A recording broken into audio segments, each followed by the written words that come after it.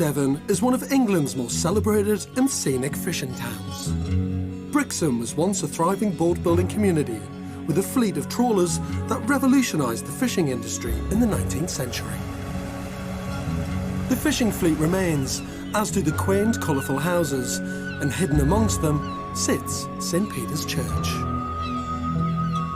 Built specially for the Brixham fishing community in 1874, it was deconsecrated 100 years later. With property prices high in this picture postcard town, Neil Worrell and Jackie Robinson have bought half the church for a cut-down price of £100,000. They've gone 50-50 on the cost, and they plan to transform it into a holiday home. It's almost like the church is looking down at you and saying, oh, yeah, you know, thanks for buying me. It's like a Cinderella property, really. Yeah. We hope it'll be really beautiful. Yeah. Half the church has already been converted into flats, and it's a difficult building to access. In the last 20 years since the church was closed, it's had 2 previous owners. The last owner failed to convert it into a living space. What we agreed was that Neil would be in charge of structural stuff, all the technical stuff, and I would do all the nice bits, really. Neil is an architect who trained at the Royal College of Art, and Jackie runs her own HR consultancy business. We've been together, 4 years, but we're both quite independent and lead quite independent lives. They currently live apart, Jackie in London and Neil in Hertfordshire, and having both been married before, they hope that by restoring the church, it will bring them closer together. It's a project of love between us, and we want to do it together and enjoy it. We bought it on Valentine's Day. We'd like to finish on Valentine's Day. Yeah, that's the idea. We'll have a party on Valentine's Day. I've come to help and advise them as they begin their restoration journey. Good morning. Hello, George. How are you? Lovely to meet you. Good, You well? How are Nice to meet you? you. So this is it. Yes, our church. It's not what I expected at all. No. When someone says you're going to see a church, you think it's going to be some kind of big, grand, prominent building. No. And actually it's this tiny Tiny, little I thing know. tucked away in the hillside. Cute, isn't it? Really cute. Yeah. From the outside, Yeah, you can see well little done. cracks here and there, the Yeah. coping stones are going, the guttering's all Yeah. shot, the slate tiles are not bad. I knew there was a lot of work involved in it, but with a bit of persuasion, we sort of thought, we do love it, and we'll go for Yeah. it. She's lovely, though, isn't she? She's brilliant. Yeah. Absolutely fantastic. She'll go inside and have a look. As half the church has already been converted, what's left is by far the most challenging part to restore. This includes the chancel, where the choir would have sat, and half the nave, which currently forms the basement. Access is on the side of the building, leaving a total space of 2,000 square feet. This is the... This is It the main is part big of the inside, church. isn't Yeah, it? yeah, it's really deceptive, isn't it? Yes, yeah, you can walk on that, steady, George, you're okay. careful. To the previous owners, this unusual combination of chancel and nave has so far proved impossible to convert. But with Neil's architectural expertise and Jackie's heart set on the project, they think they can succeed where others have failed. It's beautiful. I mean, you've got the fantastic roof panelling, which is really elegant, and all these lovely details with the stone arches and the cornicing. It's really beautiful, actually. The church is Gothic revival, a style that swept across Britain during the Victorian era. It harked back to our God-fearing medieval past. New architectural movements brought differing styles over the centuries, but with the Church of England keen to reassert its authority against other faiths, churches were once again embellished with more austere Gothic features. St Peter's is no exception, although more modestly, with its pointed windows, decorative buttresses and stone arches. But sadly, because of its difficult location and troublesome layout, it's been left to rot. The sea air and rain has seeped into the building. A lot of damp, though. A lot of damp. Yeah. You can always tell when you walk into an old building when this kind of moisture in the air kind of hits the back of the But throat. we're lucky to have a roof vent and some other vents, and there is some air circulation. But I love the optimism at the beginning of projects. I love it. It's not too bad, is it? Look, I'm just looking over here. I can see daylight through there. This is what I call cottage cheese, right? This is when timber... There you go. Look at that. Yeah. Wow. That would have been Lovely, solid oak. Neil's at one never point. shown me that before. I've been hiding that. There's a good reason for that. Yeah. Upstairs, the church is full of transcending light, but down below in the basement, it's a different story altogether. Because of the positioning of the church and the steepness of the hill, half of it is underground, with no natural light. That just doesn't feel like a church. Well, we sometimes call this the crypt, George, but actually this is actually half of the body of the church. How do you get natural light in? Well, before we bought it, we put in a planning application and we got permission for a couple of 2 big skylights. roof lights. I mean, that is the biggest challenge, Correct. obviously. Yeah. Is how do you get natural light into these very dark subterranean spaces? So, just how are they going about designing this subterranean dungeon? Okay, Neil. Design. Neil's vision for the church has 3 separate elements. He wants to convert the basement into 3 bedrooms and a master bedroom, all with en-suites. There's also a guest lounge, divided by a slim diagonal corridor. Above the master bedroom will be the main living area and kitchen, and above this, a new mezzanine level in the vaulted ceiling. This is our Sky Lounge. Yeah. We're putting in Sky Lounge. 2 Sky different... Lounge. I don't know, these architects. I don't know what the hell it's going to look like, but it sounds great. Neil has decided to try and harness the main source of light from the church windows by creating a void with an open balcony looking down into the basement, which just happens to be their bedroom. It's a great way of getting light downstairs, but I'm worried about privacy. Basically, it's just one of those things that if, say you've got friends over for dinner, and one of you decides you're going to go to bed early while the other one's still gassing away, you're going to be lying in bed downstairs, so you're going to hear absolutely everything. Yeah. You're going to have no privacy whatsoever. So it all comes down to how you live. I can see why Neil wants to bring natural light into the basement, because it needs it. But there is another way of solving the problem. You can get around it, you can put a glass floor in. If you just want to get the light in, you can put a solid structural glass floor. People can still walk over the top of it. You'll still get all the natural light in, and you maintain your levels of privacy. I think what we have been very mindful about as well is that generally glass is expensive, isn't it? This is the architectural wonder of this building. Absolutely. This is the space to celebrate and love. So if that's where you need to spend a bit more money, Then you've got to spend it. you've got to spend it.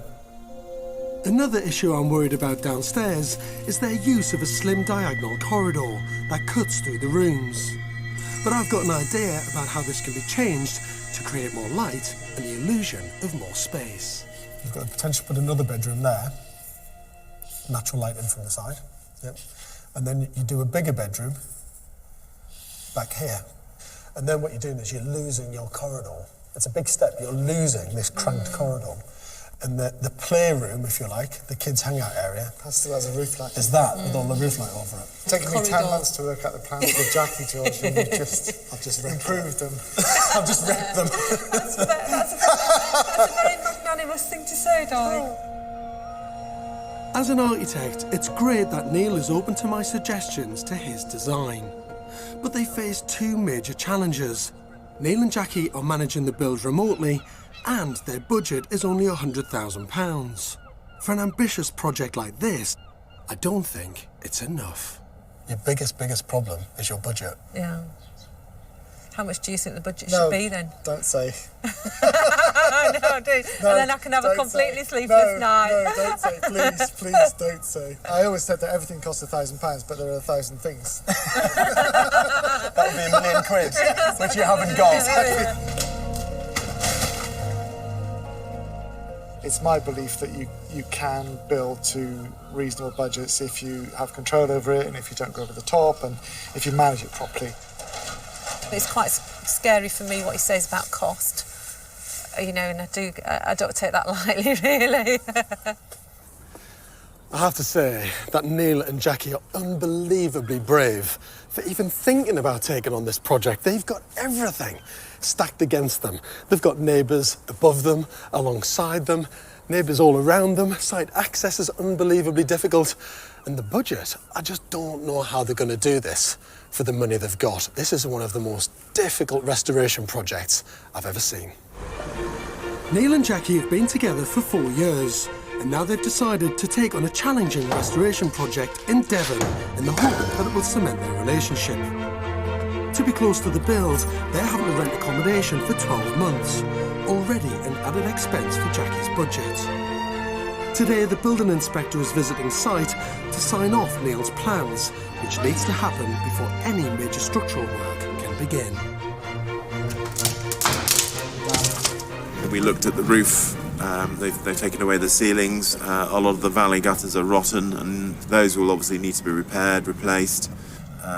All these types of hidden problems can be exposed once the build starts properly. Further checks on the roof confirm their worst fears about the damp. It will affect the budget, yeah, because we'll obviously have to, potentially replace the whole roof rather than just reslate it. We'll have to do the whole roof afresh. But with the green light from building control, architect Neil is excited to get going and is never short of new ideas. Maybe you could have 3 columns at the end of the bed. Build them into the bed. What kind of colours? I don't know, frame it with oak or something. And have some curtains or something. Oh, no, I don't want They can also start sandblasting the 100-year-old plaster, which will expose the original Gothic features. And they've even started erecting the internal steel frames. 2 months later, and with the build in full flow, I'm keen to find out how Neil and Jackie have been getting on. Morning. Anybody home? Or nearly home. It's not quite home yet, is it? There you are. How are you? Very good. So steel frames all in. The little decks, your little mezzanine floor decks are in. You've done all the sandblasting done as well. Look at that. Yeah. That looks really smart and clean on all the stonework, doesn't it? Really pleased with how that's come up, yeah. So how much have you actually been here in terms of time? Well, we've just had a 2-week stint here, and we've been coordinating the sort of final strip-out stage and the next phase of the works, really. So we've been on and off. Are you starting to feel a little bit stretched? No. I think so far we're keeping up with it. Actually, I have to admit. And I think I keep on saying to Jackie, it's going to get easier. And how's the project management coming along? She's doing very well. She's organising me very well. I'm particularly interested to see the basement and whether or not they've taken my advice on losing the diagonal corridor we discussed in my first visit. Oh my word. What an amazing change. Yeah. That's incredible. You've broken all this out. So this is going to be the new position for the bedrooms because we flipped it, haven't we? Completely flipped it round. Yeah. You've got your little window starting to break through there. Yeah. There's that little inscription up there. This is the old church window into the nave, George, which is where we're standing now. And we found this memorial plaque. It says, "And in affectionate remembrance of Charles Robinson, Vicar of St John's, Torquay, to whose priestly love for the toilers of the sea this chapel mainly owes its existence, and whose sympathy and prayers greatly helped to carry the gospel message to the fishermen at Brixham." Because this building's been converted with the flats above, and all these windows have been kind of chopped in half and carved up, and everything's been covered over, you kind of forget that stuff's there. It's just a lovely thing about the fishermen as well. I mean, that's why this is here. Yeah. Neil's also taken on board my other idea to fit a glass floor in the main living room, letting even more light downstairs, but giving the master bedroom the privacy it needs. He'll need to order 4 giant panes of toughened glass, but not before we've worked out the design. Definitely frosted there, definitely frosted on that triangle, definitely clear in the middle, but a lighter grading of frosting. Be the icing on the cake. With light being such an important part of this project, Neil has also designed a large roof light that doubles up as a balcony. This is Neil's Sky Lounge idea, and I've been given the honour of making the first cut.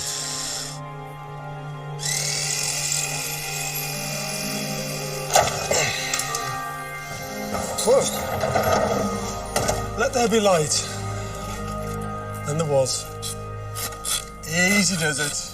This is the first time since the church was built that anyone has stood this high in the building and looked out over the stunning Brixham Bay.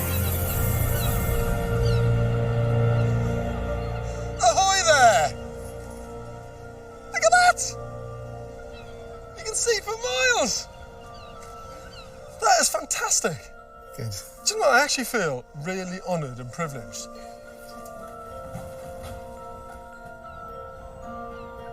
Wow. Brilliant. Hello, Christine. I'll tell you what, Neil and Jackie have made the most fantastic start. Such a brilliant amount of progress in just 8 weeks.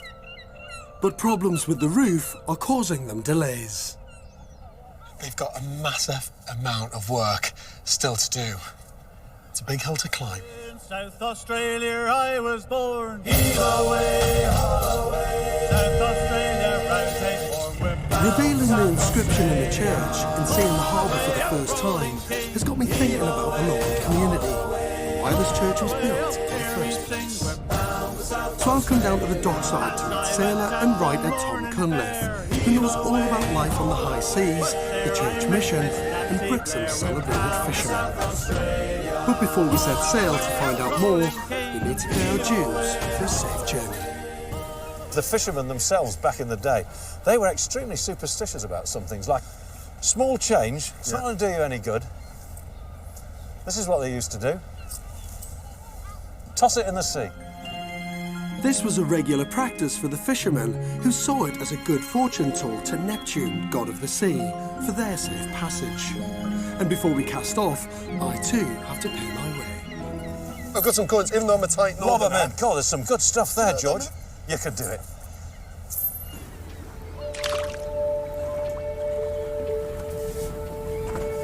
We set sail on Pilgrim, an original Brixham trawler, built in 1895 when there were 300 of these ships, employing more than 1,600 seamen and landing an average of 150 tonnes of fish a week.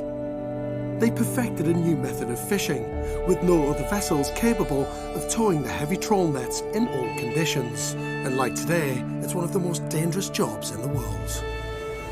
2, 6. So why did these men need a church, and how did St. Peter's come to be? People were being killed. Boats were not coming back. Every year there would be a boat or two that would not come back. Families would be orphaned. If you don't earn, you don't get paid. There was no social security. The widows and the orphans had to be looked after. They were born expecting nothing else. They were on their own, on the wide waters under God. It wasn't surprising these were God-fearing men. As Tom can testify, the ocean can be a deadly and horrific place.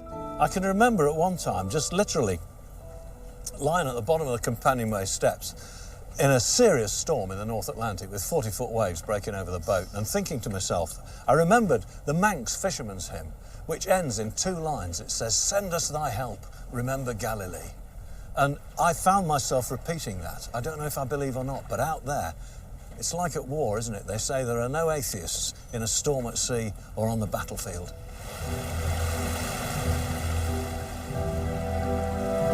Believing in something on a higher plane gave the fishermen a sense of security. But it was one fateful night in 1866 that sowed the seeds for the birth of our little church. A massive storm ripped through Brixham Harbour with gut-wrenching consequences. When the gale finally came, that everybody knew must come someday, it absolutely hammered the place. There's an account, actually, on the next page here, George. From what we can learn, it is considered by Seamen's Missionary that 150 persons and upwards perished during that gale. That's frightening, isn't it? It's massive, isn't it? It's a huge 150 number of people from one little community. In that tiny area, really. Yeah. And it says here, the Brixham and look what they fishwives did a noble act. In the height of the gale, when the cries of drowning men were mingled with the howling of the wind, they brought out their mattresses and bedding and made a fire on the quay to indicate to shipwrecked sailors the entrance to the harbour. Although hundreds of lives had been lost, fishing was now Brixham's wealthiest export. The community was keen to support the fishermen, and in 1874 they raised £300 to build a simple church. St. Peter's was an economical, functional building, hastily erected to provide much-needed spiritual and pastoral care to Brixham's brave fishermen. It's just incredible, actually, understanding that tragic story and the history behind Brixham and fishing really just means that our humble little tiny church up on the hill meant so much to everybody.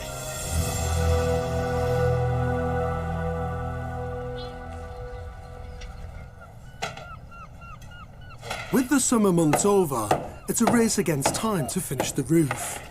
The bad news is, it's going to cost Neil and Jackie an extra £20,000, which means their budget is already running 20% over. And while the tight access is making it difficult to get building supplies in, it's proven even more arduous to get the waste out. Jackie's been banned from the local waste disposal because she's been taking builders' rubbish. With so much of the old roof to get rid of and no outside space, Jackie's helping her neighbours by supplying them with firewood. I'm just doing the daily wood run. It's nice to know that the wood's being put to good use. It's just a bit of a hike up the hill. It's really difficult because the roads are so narrow. It's expensive to get rid of rubbish as well, so we're trying to reuse what we can. Progress is slow as this church refuses to surrender to Neil and Jackie's will. Costs on renting accommodation are spiralling as they need to spend more time on the build. And as the autumn rains arrive, it's beginning to dawn on Jackie just how tough this restoration really is. I do a hard day on site and then I go and do the washing and all the domestic bits as well. We're working weekends, we're working long days. It is without its challenges for sure. The roof was delayed because of the planning, and that meant we couldn't start until September. We're now into October, and the wet weather's come and hit us with a vengeance. We've had trouble keeping the water out this week. We've had Devon downpours. Jackie's stormed back to London. It's a bit upset. Having spent the whole summer and autumn working at full throttle, things are now taking their toll. Away from Brixham, Jackie's able to take a more objective view on the whole project. I thought, the best thing for me to do was just to come back to London. We're over budget. Neil might say that we're not, but we are over budget. We have actually spent quite a chunk of money on accommodation and travel. We never budgeted to do the church roof completely. Just the sheer volume of things that need to be done. You realise that kind of physically your mind is willing, but your kind of body gets a bit tired sometimes. This restoration was meant to bring Neil and Jackie closer together, but now it's in danger of pulling them apart. They're still only halfway through the build and now £20,000 over budget, with serious concerns about how they're going to finish the project. But Neil is forging on with the structural work in the hope that his belief in the church will bring Jackie back on site. With Neil toughing it out at the church and Jackie spending less time on site, Neil's had to make some big decisions, and it's given him some time to reflect on their situation. I don't think you can make this amount of investment without going for it and living in it, and that's always been my goal, really. I think possibly slightly less Jackie's. I think it is true to say that it reflects our love for each other. Yeah. Are you both going to live here full time? Yeah. Does she know that? She's persuading herself. With Jackie, you can't push Jackie, you've got to lead her. Has it been quite hard work along the way? Because, most people would say that doing a building project is the worst thing you could do to build a relationship. The cold, with the wet, with all the stresses of me trying to sort of design it and Jackie trying to organise it, there are major complexities there. I think it can push you to the limit, actually, and you've only got to go a bit further and, you can literally be over the edge. I'm shocked, again, by how deep you have to go and how expensive it is and how complicated it is and how dirty it is and how tough it is, really. I mean, it is all consuming, tough, hard. To lift their spirits, I thought I'd take them to a place which would offer some inspiration. Castle Cork is a glittering 19th century Gothic revival castle in Wales, and it's got some fantastic features that would help Neil and Jackie decorate their own Gothic church on an overstretched budget. It used to obviously be a kind of medieval castle, a ruin, left and abandoned for years and years.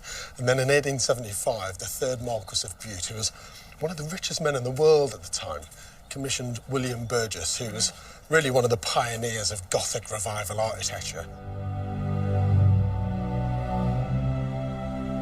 I thought I would show you the drawing room first, more than anything. Blimey.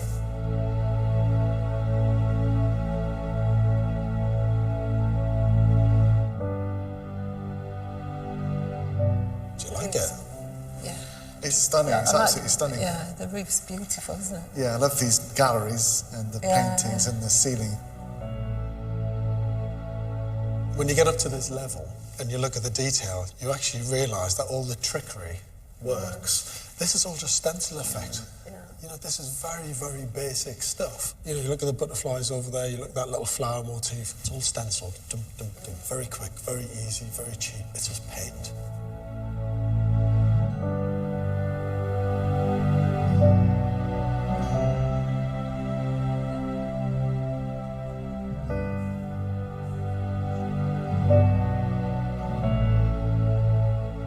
This is without a doubt one of the most ornate and decorative interiors imaginable, and it's been a real inspiration for Neil and Jackie.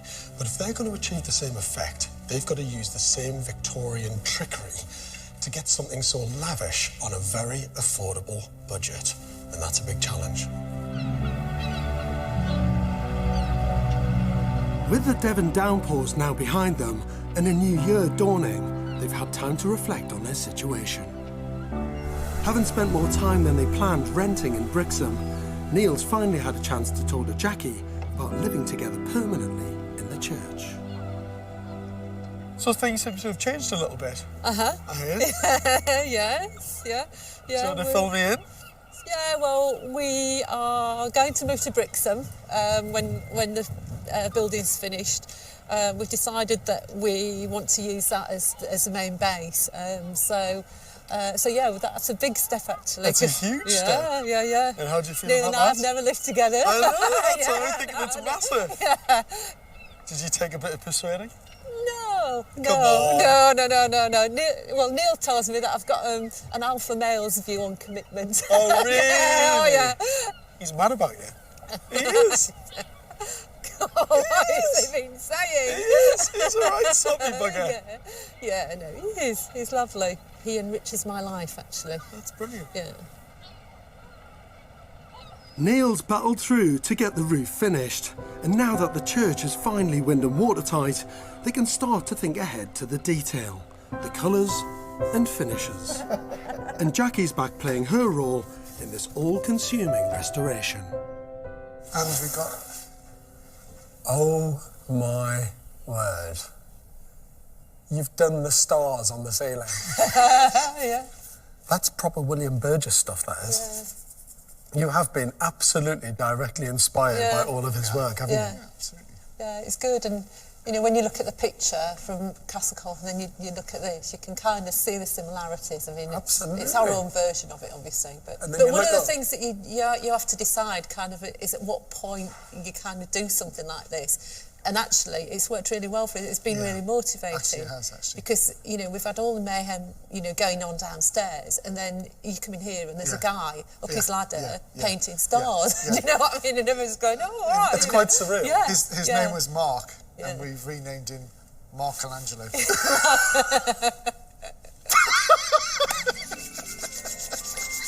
You need to get out more. Ingenious as always, Neil has come up with a way to imprint the stars, his own take on William Burgess' design.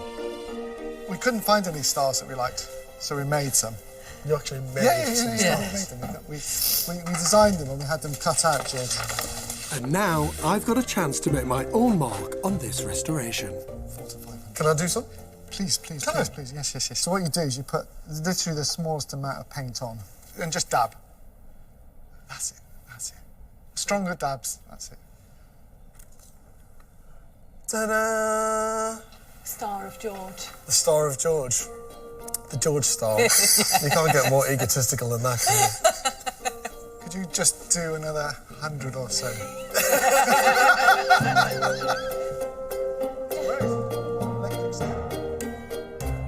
So how's it been? How's it been in terms of the work and the hours and the commitment you've had to put into it? There's been a lot of work, particularly for Neil, because all routes really lead to Neil, because Neil's on site all day, and then, when we're finished, then it's like, looking at designs of things, sourcing 10 o'clock at night. things. What is this, Neil? What are we doing with it? Like, leave me alone. It's pretty relentless, though, isn't it? It is. I mean, It's it is a full on, marathon. yeah. It is full on. We're really enjoying it, but it probably is more stressful than we realise, actually. Yeah. It's the first thing we talk about in the morning and the last thing probably at night. So a real passion and love for the building, actually. Yeah, because it has got such a rich history that you just feel that you want to do it for all the people before you, really. You know what, Jackie? I quite like this.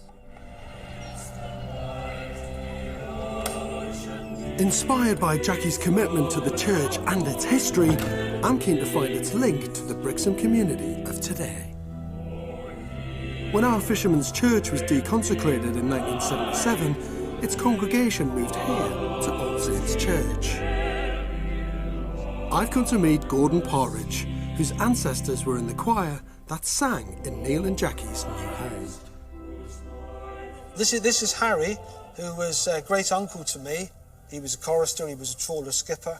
He looks tough. Oh, yeah. He looks like a bit of a bruiser to me. Oh, he was, yeah. He was a hard man, as they all were, and yet very reverent hard men, which maybe seemed like a contradiction in terms. But Harry served his time as an apprentice fisherman. They did 7 years. Very, very hard life, getting very little money. He passed, he was one of the youngest to pass for his master's ticket, and at 24 was when he went through the church down to Central Africa. He went to Africa? To Africa. Why? To skipper a mission vessel, a steamer.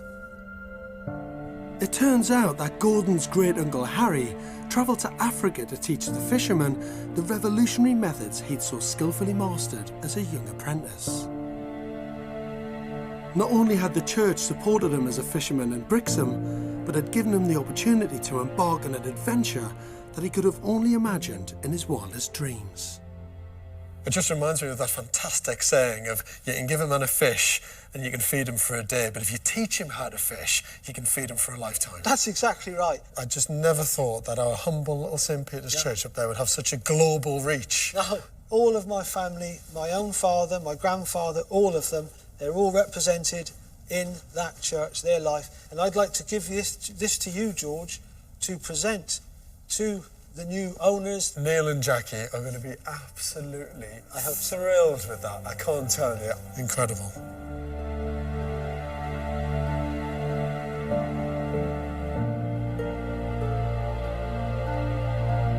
With Neil and Jackie now fully committed to living in the church permanently when it's finished, it's a massive day for the build. The glass floor separating the ground floor and the basement is about to be fitted.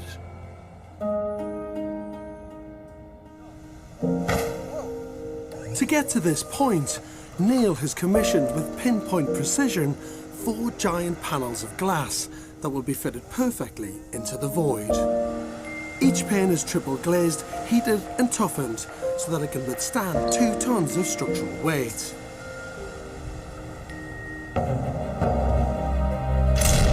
Once the glass has been laminated together, it's then vacuum packed and reheated again. It's finally ready to be placed in this 100-year-old church to give it a new spatial dimension inconceivable to its original architects.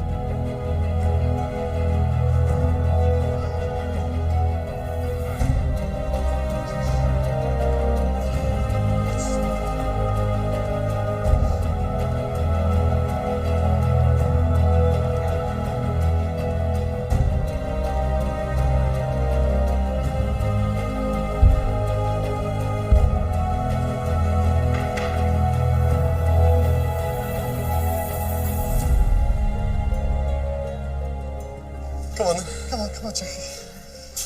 Come on, Jacqueline. Take the scary step. Go on. Come on, right over to where you were. It feels No. really odd. No. If you dare do it, jump. No. Come on. Go on then. Go on. Ready? 1, 1, 2, 2, 3. Go on. Higher. Go on, more. Ready? You got to keep jumping. Ready? Go on. Higher, Jacqueline, come on, higher.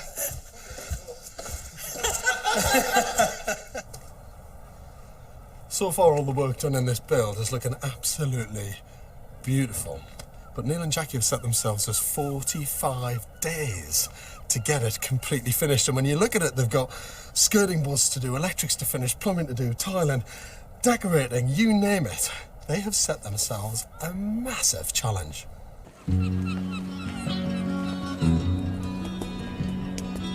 14 months ago, this church in Brixham in Devon was derelict and unloved. Built in 1874 to give spiritual and pastoral care to the fishing community, it was deconsecrated 100 years later. When Jackie and Neil bought the church, it was dark, damp and forgotten, and previous attempts to restore it had failed. They had planned to complete the build within a year and on a budget of £100,000, but halfway through, they were already £20,000 over. 4 months over schedule, the church finally has its new roof and a new name.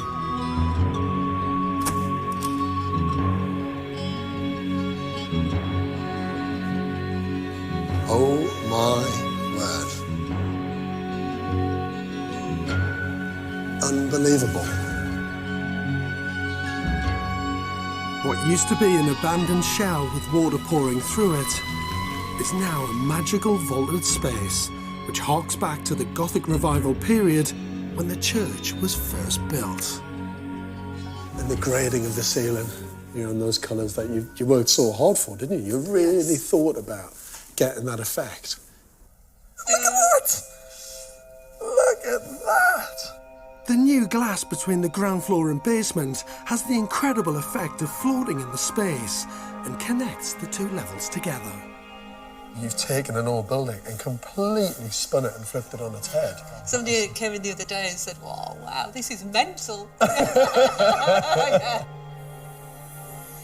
I mean, look at the light coming through there today. I mean, look at that. That is just magical, isn't it? I mean, it's stunningly beautiful.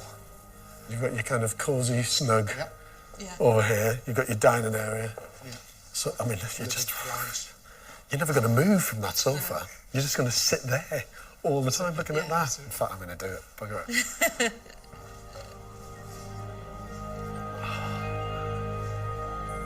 It doesn't get any better than that. What used to be a decorative arch has been knocked through to create a new kitchen, divided by another glass floor, hinting at the space below. That nervousness of where you've got to step off a solid floor across a clear piece of glass to then go up one of the tiles. This is harder, I think, than the other glass floor actually to stand on. But I genuinely had absolutely no idea what the space was going to look like. And actually, you look now, the tiles are amazing. And we still have a view, nice view. And then your cheeky little view, look at that. Yeah. That's not a bad place to stand there and do the dishes, is it? And downstairs is a... I'm getting a glimpse of it from here, actually. Downstairs is as special, actually.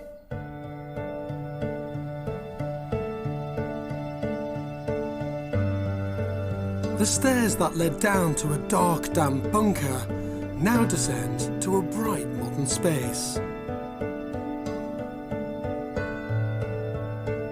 The bedrooms are light and airy, with space made for ensuite bathrooms. The new lounge is now bathed in natural light, and subtle touches serve as a gentle reminder of the important history of this church. What was the vicar's study and coal hall has been surprisingly transformed into Neil and Jackie's very own wet room. Look at the coal hole. Oh my word. Oh, you've gone dark in here. That is mad, isn't it? It's quite ephemeral, actually, quite magical as a space. But it's their bedroom, where the altar used to be, that has the biggest transformation.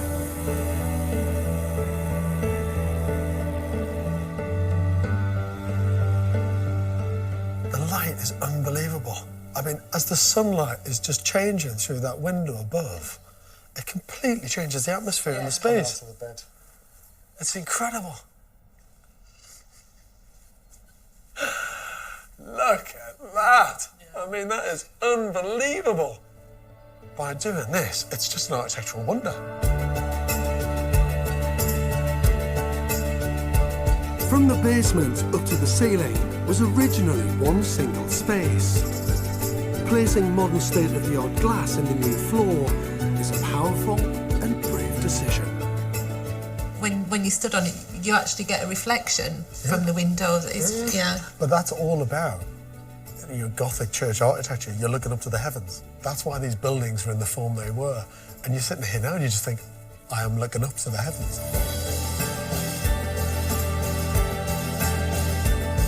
And as you look up, you see their heavenly sky lounge sitting at the apex of St. Peter's Church. It's features like this which really show Jackie and Neil's commitment to the restoration. So what is the total figure, the total spend, roughly?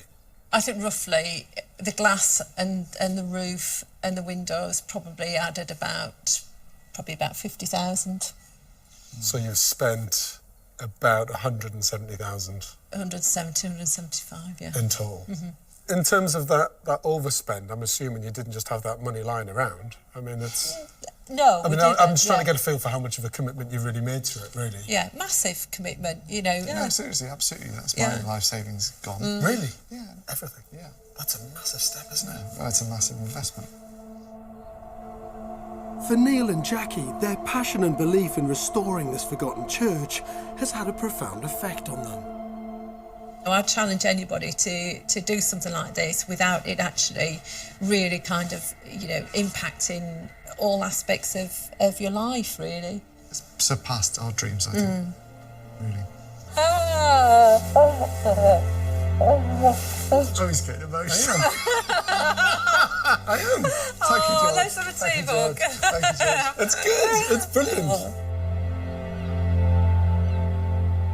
This building has in the past been a beacon of spiritual comfort and hope to the Brixham fishermen and their families.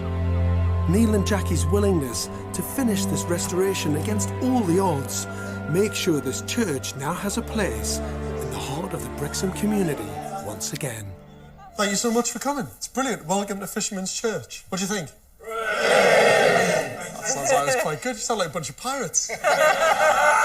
We're all here, really, to celebrate all the fantastic work that you guys have put in together with all your team and everyone else, the builders and plasterers and everyone, over the last, year and a half? What's it been like, honestly? Fantastic. Fisherman's Church tells us just how important the restoration of our old derelict buildings are. Because of Neil and Jackie's drive and commitment to the church, hopefully its legacy will never be forgotten. I've got a couple of presents for you. The first one, the whole history of the church, why it was built, who built it, who used it, and then really document your legacy, the chapter that you've made, and bringing this building back to life. All for you. Thank you so much. Thank you. And I've got another tiny little present for you, just a little one. Now, this picture is unbelievably important. All of this group here, all of them, were fishermen. And I think to have this photograph hanging somewhere in the church that show all the characters that stood in this building and sang as part of the choir is a really lovely thing to have. So this is what beautiful. The church, so thank Oh, you. thank you.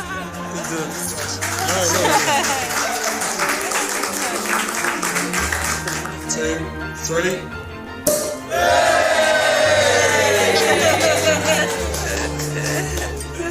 A huge big toast to Neil and Jackie. To Neil and Jackie. Thank you. Fantastic restoration project, well done. When this church was first built, its main purpose was to bring the local fishing community together to make relationships stronger. And it seems to me that nearly 140 years later, this building has done exactly the same for Neil and Jackie.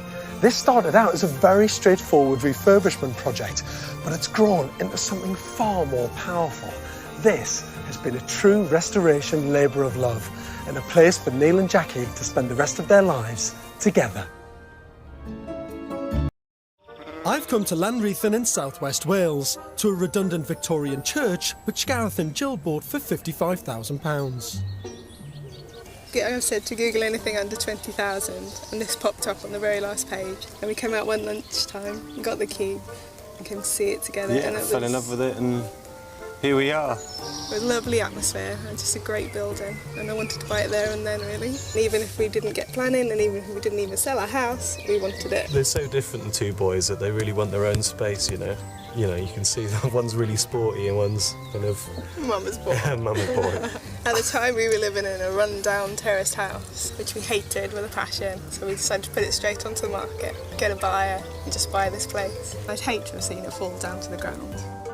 Gareth and Jill eventually bought the freehold and small surrounding strip of land for £55,000, having sold their old house. During the restoration, they planned to camp at Jill's mother's. Gareth was trained as a sign writer, but has given it up so he can concentrate full-time on renovating the church. On the side, he also earns a bit of money as a sculptor, making work to commission in wood and metal. Although he has no building experience, he's hoping his practical knowledge and can-do enthusiasm will carry him through. With no money for builders and Gareth working alone on site, Jill has taken a part-time job at the local post office. We sort of swapped roles, really. I'm bringing home the bacon and Gareth's out there building most days. And if that's not enough, what with juggling the school run and feeding the boys, she's also taken another part-time job in the evenings, working at the local wine shop. On her combined income, they hope they'll get a mortgage for a further £55,000, which is their budget for this project. A total projected spend of £110,000. The churchyard was not part of the sale and is still working, and there are 2 new burial plots already reserved, so they have no garden and are surrounded by hundreds of dead bodies. I find this completely bizarre because normally when you think of a church building that someone's going to convert, this would be deconsecrated land. There wouldn't be any graves here, there'd be no dead bodies, but look at it. This is a usable graveyard. You're going to be living next to dead bodies all day.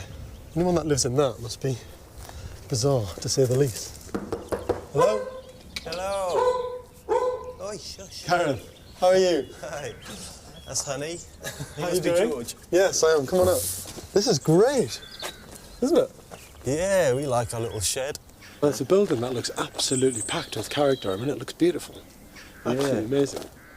The church footprint is 1,400 square feet of open plan space, and it's a classic Welsh country parish church, originally built in medieval times and rebuilt in a Celtic Gothic style by the Victorians in the 1850s when the roof fell in. We haven't actually got any electricity, so we'll be having cups of tea. Look at this, though. It's fantastic, isn't it? This is absolutely beautiful. Overall, it's a pretty robust building, isn't it? Yeah. And what a space. There are over 48,000 Christian churches in the UK, but that number is dwindling fast. A change in the law in 1969 meant they could be sold off and released for other uses. Of the 1,500 churches that have been closed since then, only 240 of them have been converted into homes, as most churches are too big and dioceses prefer they become community centres. Gareth is about to drop a bombshell. Although he bought the freehold of this church, he's not allowed to do anything to it until the council gets an archaeological report. There's a bit of a problem in that when we bought it, we thought we owned it. Yeah.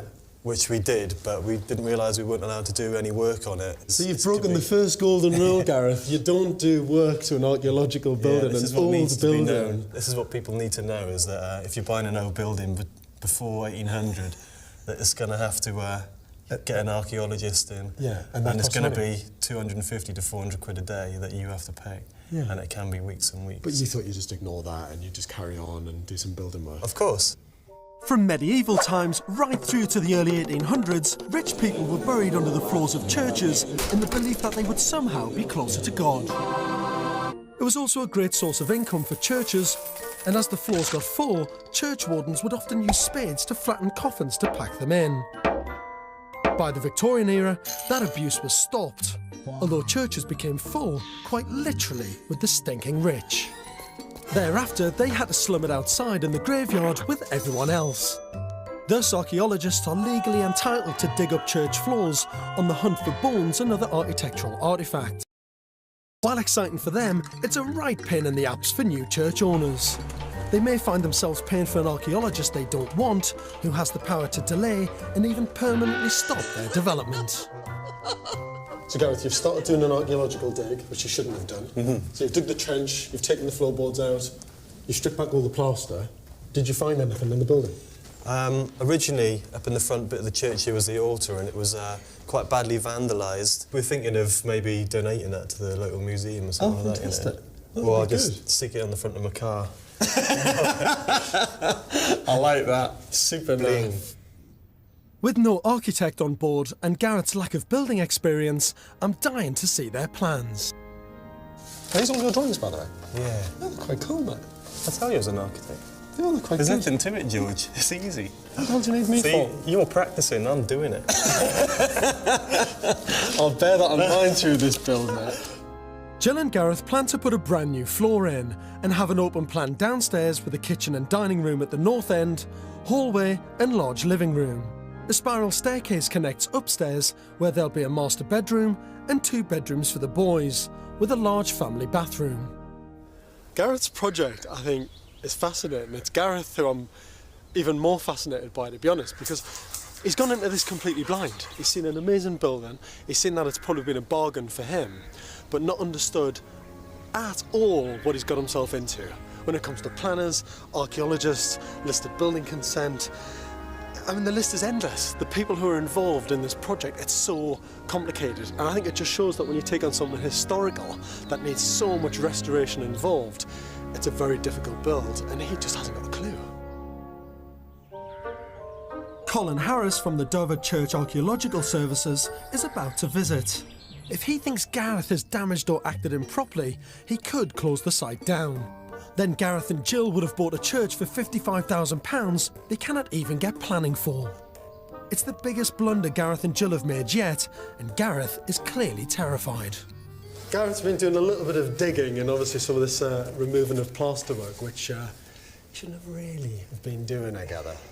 No, not really, because one of the clauses in his planning permission talks about doing a scheme of investigation, a written scheme of investigation, before we start doing any of the digging. And so that basically means that any ground disturbance, inside or outside, will have to be supervised by an archaeologist. So, yeah. And you weren't here for that. And we weren't here. And particularly in the inside of a church, up until the mid-Victorian period, a lot of burials took place in the floor of a church. So I think you've been quite lucky that we haven't come across any. The main aim is to sort of to record what we see rather than to excavate the whole place. We're here to sort of see what Gareth's doing rather than to dig it all up for him. What's the worst case scenario if you find something good in your terms? It's probably bad in his terms, but good in your terms. Yes, I mean, we can stop the job effectively, but only if it's, say, of national importance would the whole thing come to a halt. Well, come on, let's take a look around. This is the chancel end where the altar would have been, I guess. And, and he's made a discovery. Wow. The altar cross sitting up here on the sill. Is this something that Gareth can keep, or does he need to give it to someone? Does it have to go somewhere, or can it stay in this building? If it was defined by a coroner's court as treasure, and he probably wouldn't be able to keep that. Okay. May get the money, but he may get the money from it, because that's changed now under the new Treasure Act. Because I think Gareth's going to turn into some sort of Indiana Jones in this place now, and he's going to be sort of brushing away, digging to try and find some money to pay for this build, I think. A foundation stone dated 1473, found in the restoration, has vanished. It's vanished. Gone. How ancient do you think this is, really, I suppose, from the outside? Because it's such an interesting spot, isn't it? It is. I mean, the Celts and from Ireland.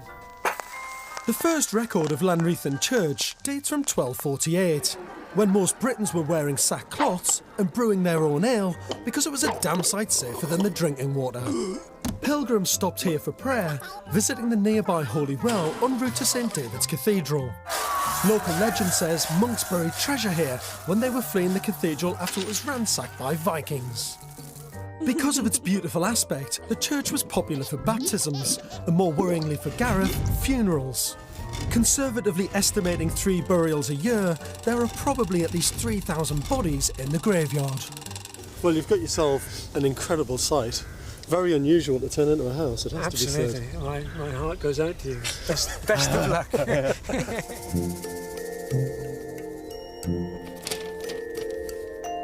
Now, with the shadow of the archaeologists hanging over Gareth and Jill, I'm really conscious about the budget on this build. And it's easy to get carried away with design and with plans and with all your ambitions, but when the money's so tight, you've got to keep it well under control.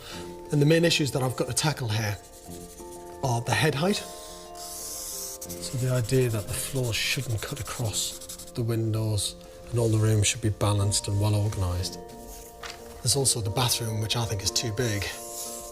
Ideally, what I'd like to do is squeeze in a kind of small shower room in here and actually create better-sized bedrooms for the two boys, because at the minute they're just far too small. Many famous architects and artists have converted churches. Gaudi most famously in Barcelona, Corbusier in the Church of Notre Dame de Haute in Ronchamp, France. His Norwegian protégé Sverre Fehn applied modern materials like concrete and glass to contrast with the old stonework, exposing and celebrating their architectural elements. While Corbusier and Fehn had budgets of millions, Gareth only has about £55,000. Challenging, but I think I can come up with some cost-effective solutions. I'm leaving Gareth to get on top of all the building regulations and permissions, as these are equally important. How's it going? We couldn't get our mortgage. We were turned down on our mortgage because of the credit crunch.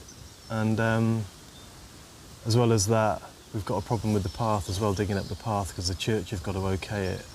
Okay. So why have they not done that? Because I didn't put the...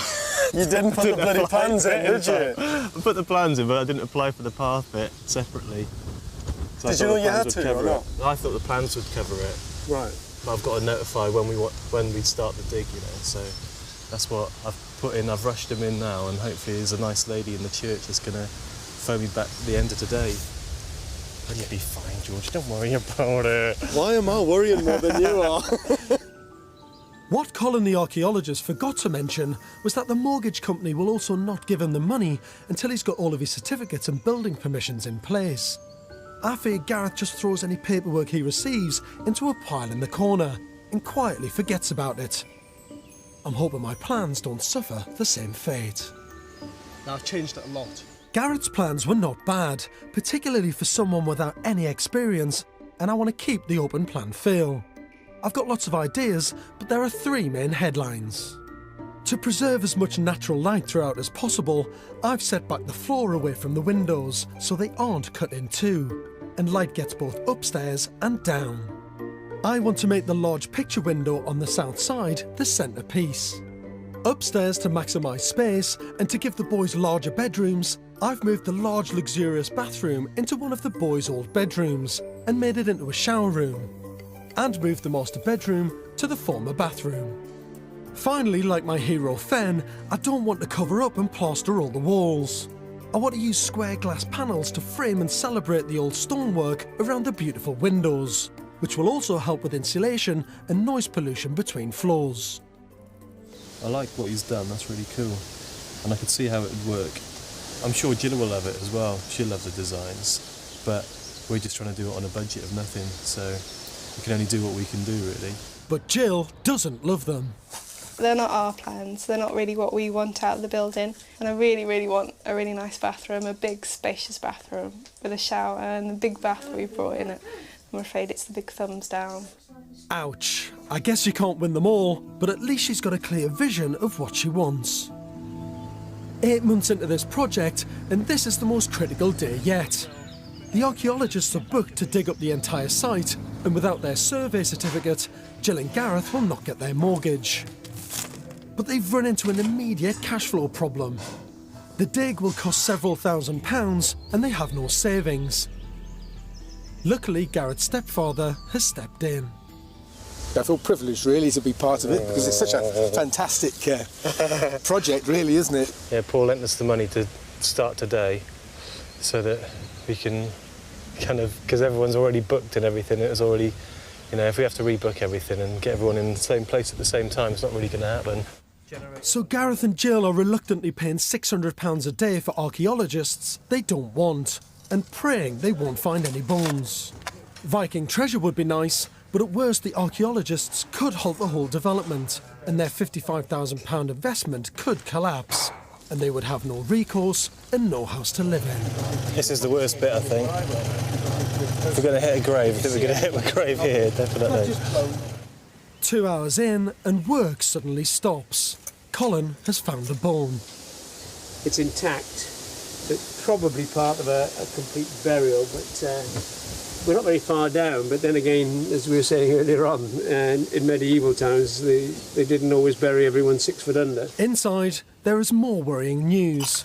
They've just unearthed the foundation stone and some more bones. These suggest that either there was material coming from where they'd been digging graves, or perhaps they'd been digging graves in here and disturbed earlier burials.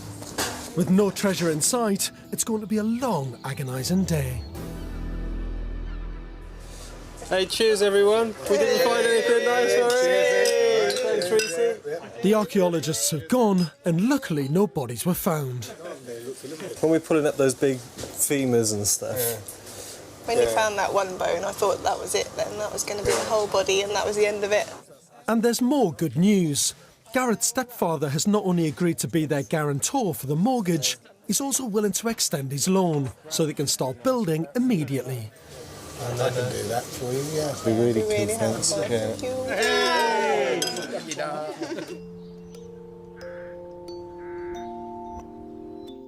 So finally, 1 year after buying the church, work can actually begin.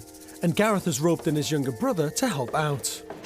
Having got through so much red tape and without securing their mortgage, I take my hat off to their tenacious can-do attitude.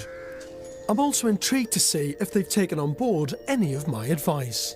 Let's have a look. That looks great. It looks really good. You've got the floor in. I'm chuffed with the floor, yeah. Actually, that's really nice. And you've got the floor in above on the first floor, which looks fantastic. Yeah. I mean, I bought this spiral staircase from eBay. You did what? You bought that from eBay? It was bright white, and I think I got it for something like 500 quid. No, 300 quid. And 300 quid? Yeah. That's a good buy. That's really good, because the one I'd priced up was 2.5 grand. And I had to go to Southend to go and get it, so that was a couple hundred quid going to get it. I mean, what's fantastic about seeing it now is it's moved on. It's such a great pace. I mean, getting this first floor in, you get a sense of what the spaces feel like. Having the concrete floor in instead of it being that sort of mud bath and archaeological Indiana Jones dig that you were doing the last time I was here, you can start to see it move on, mate. And my lovely chop saw. I'm really excited to see that the work has actually begun, but I'm also alarmed about the height of the ceiling. I think he's actually made the floor height too high. I know you said it was low, Gareth. That's ridiculous. Well, it's good for Jill and the kids. It doesn't bloody work. Doesn't work for a George. I can see there's a little head height George, issue. no fit good. George bang head. You can't walk through like that every time you want to go to your bloody bathroom. You've seen Lord of the Rings, it's cute. There's Lord of the Rings and there's this. What are you going to do, man? I know. By the time I get the frame in there as well, it's going to be even There lower. needs to be a door on here. You can't go through like that. It doesn't comply with building regs now anyway. Your only options really is to, well, leave it as it is, which I think isn't an option, to be honest with you, because I think that's mental. I mean, you're going to crack your skull on that all the time. Drop the floor locally, so you come down a couple of steps that side, a couple of steps this side to get in the bathroom. Or the more expensive option, but probably the more sensible one, is to change the arch, but I don't know if they'll let you do that. There's no reason why they shouldn't, really. If they would ever let you do it, it would make sense to kind of keep the same point down here and kind of spring up the arch. You know what I mean? So you had a high point there, and then you come down that side like that. Do you know what I mean? Yeah. And so here you're looking at, you know, I mean, you wouldn't really need 2 metres, but if you got 2 metres at that point, you're going to be able to walk through perfect. I mean, it's a hell of a job. Although he's completely messed up with the floor, thankfully he has taken my advice about the windows. You've pulled the floor back, which is what I wanted you to do. You've pulled it back from sort of crashing into that end window to get more light down into the kitchen and into the bathroom area. Gareth, I think 100% what you should definitely do is build off an element of solid wall here, which kind of picks up the line of this old feature, yeah? So solid to there. Vertical glass along here. So from the bathroom, you can look straight out through that window. That glass then stops on the line of the window there, solid up to the edge of the wall, and then you leave all of this as void. All of it should just be void like this. It's brilliant, because you're downstairs in that kitchen, and you're looking all the way up to this amazing double height space, and you've got all this amazing light just pouring through this window. So this window affects the bathroom and the kitchen. I think it's the best way to do it. It's the cheapest option, and architecturally it's the best one as well. So is that when you're going to do it? Yeah. Until I get home and tell George, go fuck off, I'm not doing that. That's what happened last time, wasn't it? I agreed to all the bedrooms. Yes, George, we're doing the bedrooms. At the end of the day, mate, I've realised who wears the trousers. In design terms on this build, it's not me, and it's not you. It's definitely Jill. I am slightly worried about the way he does things. You know, he just thinks, right, I'm going to put that floor in, I'm going to put that concrete floor downstairs. And he does it, and then goes, oh, hang on a minute. I've cocked up the arched doorway through to the bathroom. Do you know what I mean? It's like, that is a massive mistake. And it's a thing where he's a bit ad hoc. He just thinks he wants to crack on, but he's not really thinking about things absolutely clearly. Today we're looking at the roof, which is always scary. Any problem here will only add to the financial crisis. Currently a shortfall of at least £15,000 and no contingency. That's another thing I didn't think about in the contingency. What? Lead. Oh, man. A lot of lead. Do you know how much lead is at the minute? 2 or 3 grand? Yeah. And when we take off the timbers, there are even more problems. This isn't just woodworm either, this is like big. Yeah, we've got dry rot. The more work this roof needs, the more money. Yeah. The money is one thing you haven't got.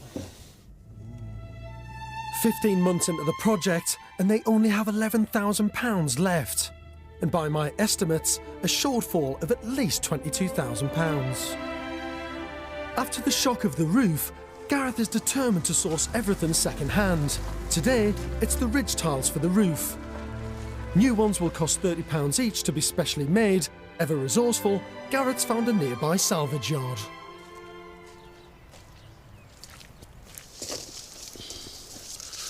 Wow, these are the fellas, aren't they, out here? I think they might have even more of a pitch than that. I think they are. Let's have a look.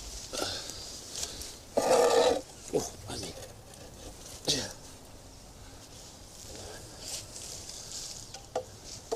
That's oh, right. same pitch. Wicked. 23, 24, 25, 26, 27, 28, 29. Yes, put me down for them. Rightio. So with 29 tiles at £12 each, Gareth has just saved £690. But the biggest salvage yard for Gareth is eBay. And today he's buying 3 hardwood doors for the bedrooms. I don't know, would you take 60 for them? Okay, bye. Shit, I'm just done a deal with him for 80 quid, but it's got all the frames and fixings and... Even though he had to spend £200 in petrol picking it up, Gareth's piece de resistance was buying a brand new still-boxed Italian shower and steam room with fitted hi-fi speakers worth £1,500 for just 99p. Today though, the delivery is not quite as exciting. The plumbing fixtures for the unit have arrived. I love getting parcels as well, it's great, isn't it? I get presents every day. Despite Gareth's heroic efforts, the strain on their budget has taken its toll on Jill, who's still working 2 jobs to keep the bank off their backs. Yeah, I tend to wake up about 4 o'clock and add everything up in my mind of what Gareth's spending and what we've got left. And it doesn't really help. To save money, Gareth has decided to fit the 110 new roof rafters and 3,500 reclaimed Welsh slates himself. To compound the stress, the Welsh winter drizzle and cold have kicked in. The weather's been terrible. Might get 2 days in a week, really. That's how bad it's been. But then we had really good weather over Christmas and New Year and no one was working then. You know, and I think Jill would have probably left me if I started working over Christmas and New Year. Despite Gareth's outwardly youthful spirit and seemingly fearless naivety, his solitary obsession with the chapel has begun to drive a wedge in their relationship. The building that was supposed to bring this family together is tearing it apart. Jill is no longer coming to sight. Last time she came out here, she hadn't been out here for a while. And we had a bit of an argument and she went storming off and walked home from here, which is about 7 miles, with me driving alongside her, and she was giving it stacks. I got her mum to come out and pick her up. After that day, when we fought, I thought about it, and I thought basically we'd have to put the church on the market and we'd have to split up, because it just came to a head about windows of all things. But it was more than that, and I thought it was time to walk away, really, because it's too hard, too much to lose, really. But I didn't realise it even until now, like how bad things were for her. And to have him then fight with me on my only afternoon off, it just really hurt. And I thought, he's so involved in what he's doing, he can't see that I need him as well as the church needs him. Just got to get her back out there, basically. And once she's out there, then she can see what's happening and how far away we are from finishing or not finishing, you know. So much of it was Gareth's dream, and, well, mine as well, but he was so involved in it that it nearly tore us apart. Any building project puts a lot of pressure on a relationship. It just does. It's just the nature of the beast, to be honest. You're worried about money, you're worried about deadlines, you're worried about your building experience as well, because Gareth hasn't got any. And I think with him and Jill, it's just hit a really, really difficult stage. I think she just should be here, really, and it's up to him to get her back and get her more involved, stop arguing so much, get on with the build, and get this place finished. The roof's looking great, but right now I'm really alarmed by the window near the staircase. The wall is cutting it in half, and it looks like another classic Gareth bodge. That's a bit shit. It is, isn't it? Why can't you curve this as a form and bring the window into this space, into the bedroom space? You don't want to do it? Do you want to keep straight lines? No.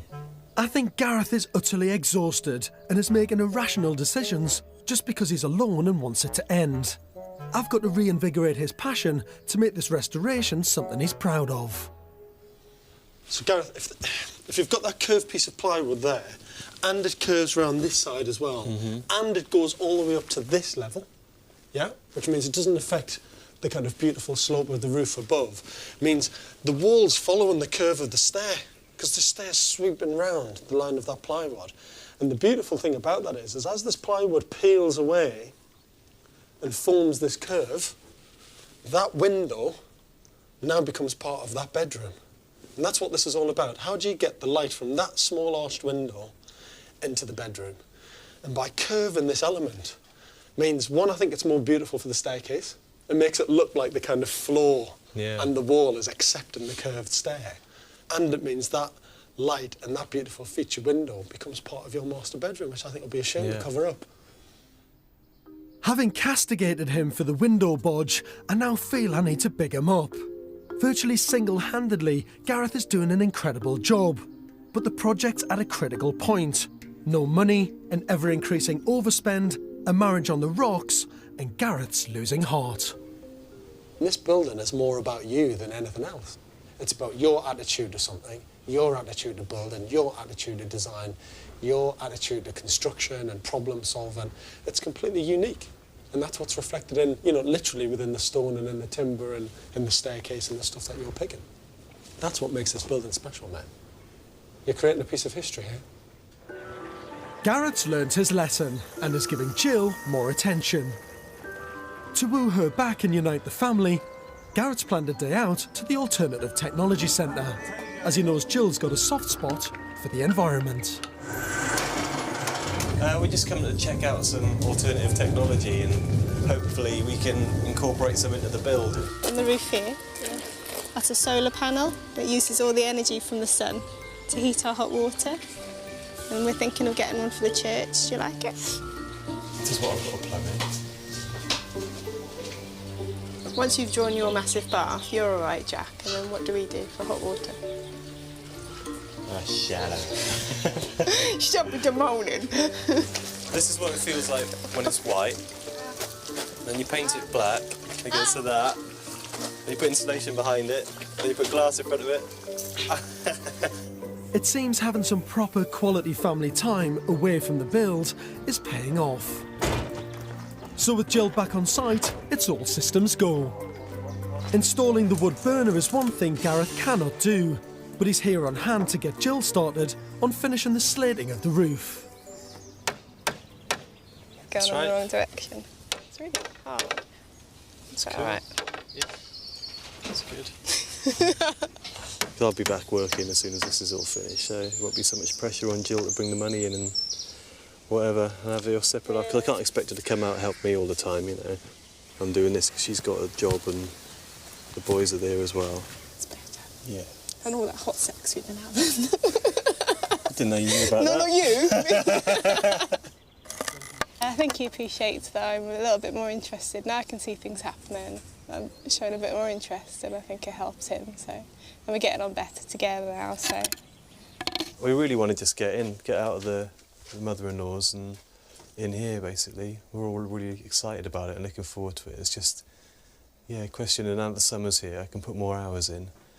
So I can do as many hours in the evening as I do in the day, really. Once I've picked the boys up, then I can come straight out here with them and carry on going.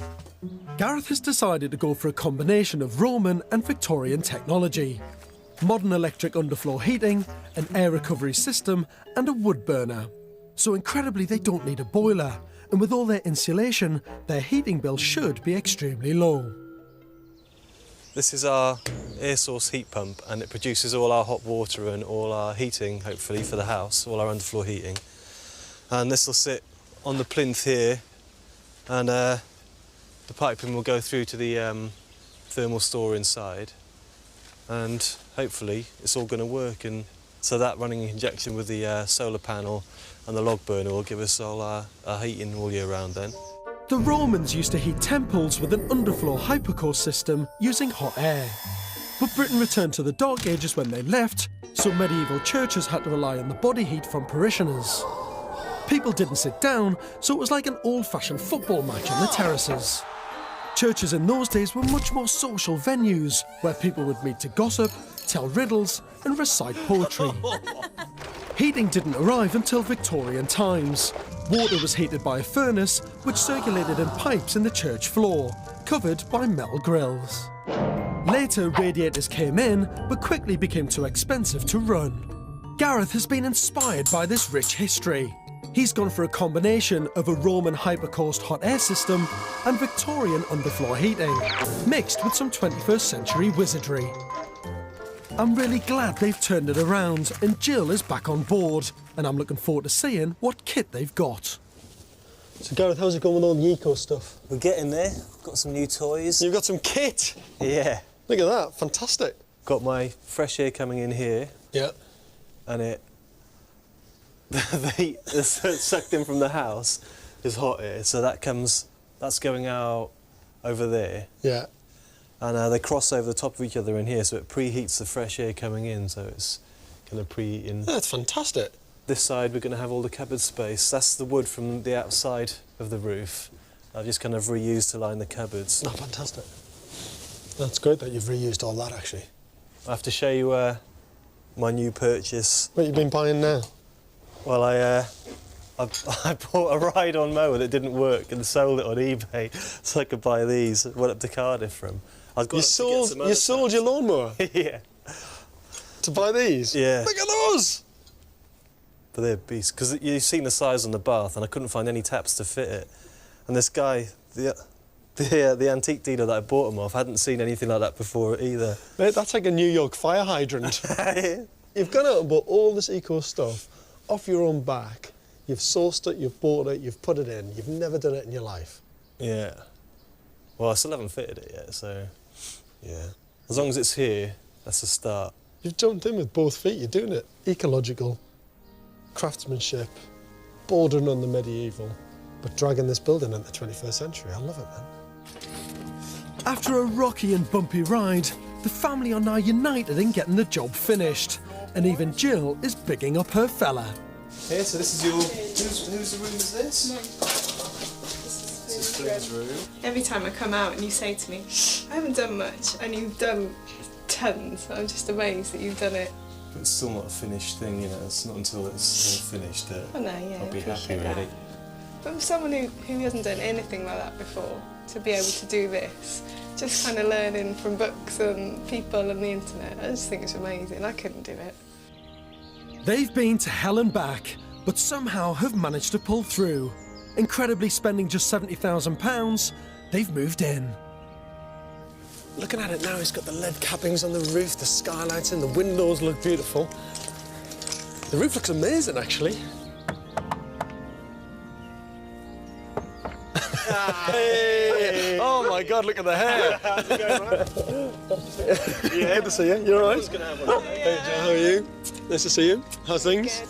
Don't tell me you finished it. Yeah. You haven't? Yeah. Are you winding me up? No. How have you done it? I don't know. A little help from my friends. And little pixies and elves and everybody else coming in the night. Yeah. Just waved the magic wand and made it happen. That's fantastic. Shall we go inside? Yeah, let's do it. Come on, have a look. Nearly 2 years ago, the downstairs was damp, dark and depressive. But now it's a bright, open-plan living space broken up by the spiral staircase. Oh my God! Oh my God. Do you know what? It's quite rare that I'm lost for words. Windows look amazing. Yeah, double glazed. Cool, aren't they? The staircase just looks amazing. I can fondly remember designing this with Gareth. It makes it look like the kind of floor and the wall is accepting the curved stair. My round wall. The curved bit. Yeah, it's beautiful. Just a really, really simple touch, and it looks now like this kind of simple rectangular building's got some really unusual flowing forms to it, you know? Architecturally, the windows posed a potential problem, being cut in two by the new floor. This was solved by replacing the old dark leaded windows with new clear double glazing. Look at the light! Look at that Just missed that. Fittingly, what was once the chancel where the altar sat has become the kitchen. Although this is now a modern family home, I love the fact the integrity of this building is still intact, and many features have been preserved, celebrating its past history. Not cutting the main window in two with the new floor and letting light both upstairs and downstairs works a treat. You know, you're standing cooking here, look at that. Yeah, oh, it's brilliant. It's amazing, you know. Such a beautiful space. Reusing the old altar stone for the kitchen top is genius. Yeah, sacrificing it. Gareth salvaged slate from an old snooker table to create the fire hearth. This is the snooker table? Yeah, bits of it. That's brilliant! Absolutely brilliant. I bet you this little wood burner belts out the heat as well.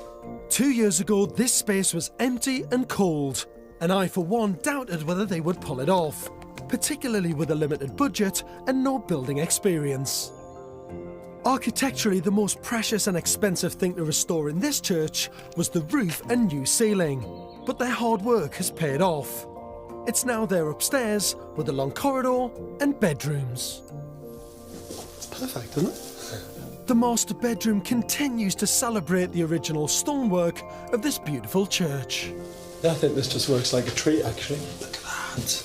You're really preserving something. You know, you're kind of standing here looking through thinking, God, that must be really special. Because it's worth kind of encasing in a little glass box. The leather flung. Just all stapled together. Little patchwork of flooring. I've never seen anything like it. I haven't. But I love it. I bought loads of cow hides. Guess where from? Where? eBay.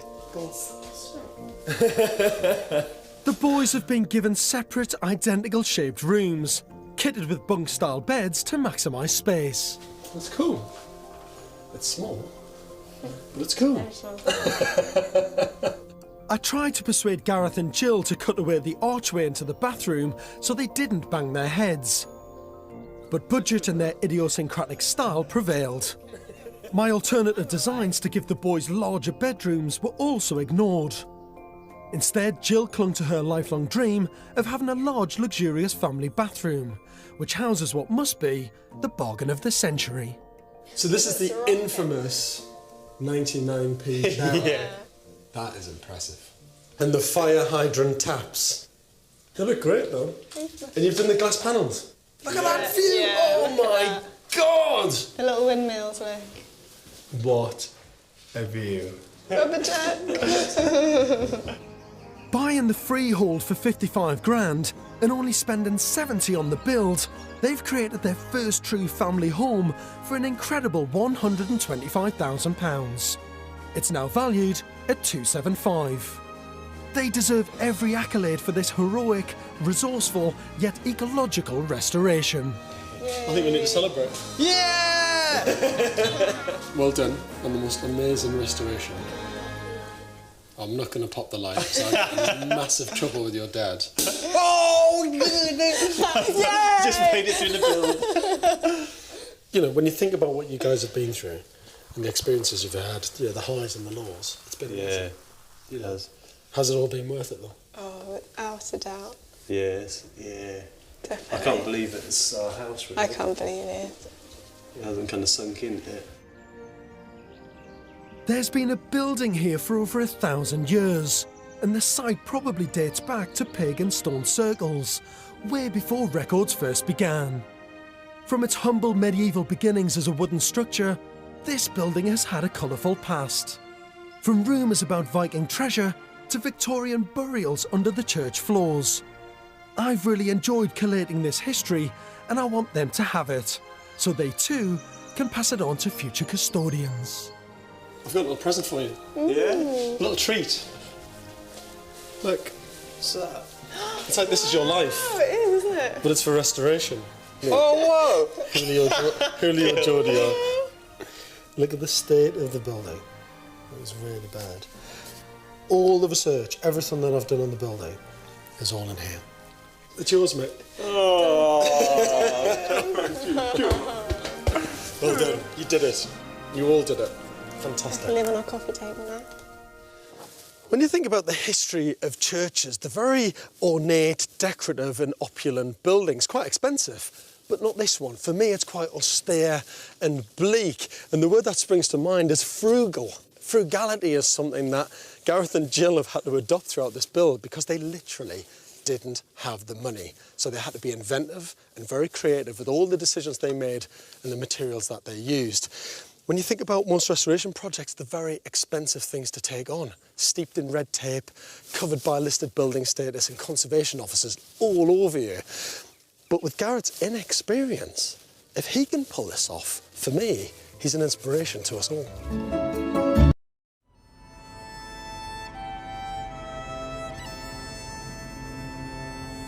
I've come to the island of Berneray, in the centre of the Outer Hebrides, 45 miles off the coast of Western Scotland. Located in the Sound of Harris, the island is inhabited by 130 people and was completely isolated until it became connected to North Uist by a causeway in the 1960s. In 1996, Keith and Sheena spotted this abandoned church while on holiday. Built in 1829, it came with a Grade B listing and tough planning restrictions. I think it's a beautiful island, probably because I've been around that corner many times. You see that the building is there, the feeling of it's got a sort of powerful vision there, you know, just on its own. After much wrangling, 14 years later, they bought it in 2010 for £20,000. Never ever thought I'd be living in it for 1 minute. Originally from Edinburgh, but now based in Newcastle, Keith and Sheena hope this will become a new family getaway for their sons, Casey and Lewis, as well as a creative studio for artists to be inspired by the dramatic landscape. It's taken me over 12 hours to get to Berneray from London, but the scenery is just breathtaking. And you can see that this Telford church was designed to be a bold statement within the landscape. I'm George, nice to meet you. Keith, Mike. How are you, Nice Keith? to meet You you. all right? Hi, Sheena. How are you? Nice to meet you. I'm well. This is unbelievably beautiful, isn't it? What a location as well. We should go inside and have a look. Yeah, Come on. come in.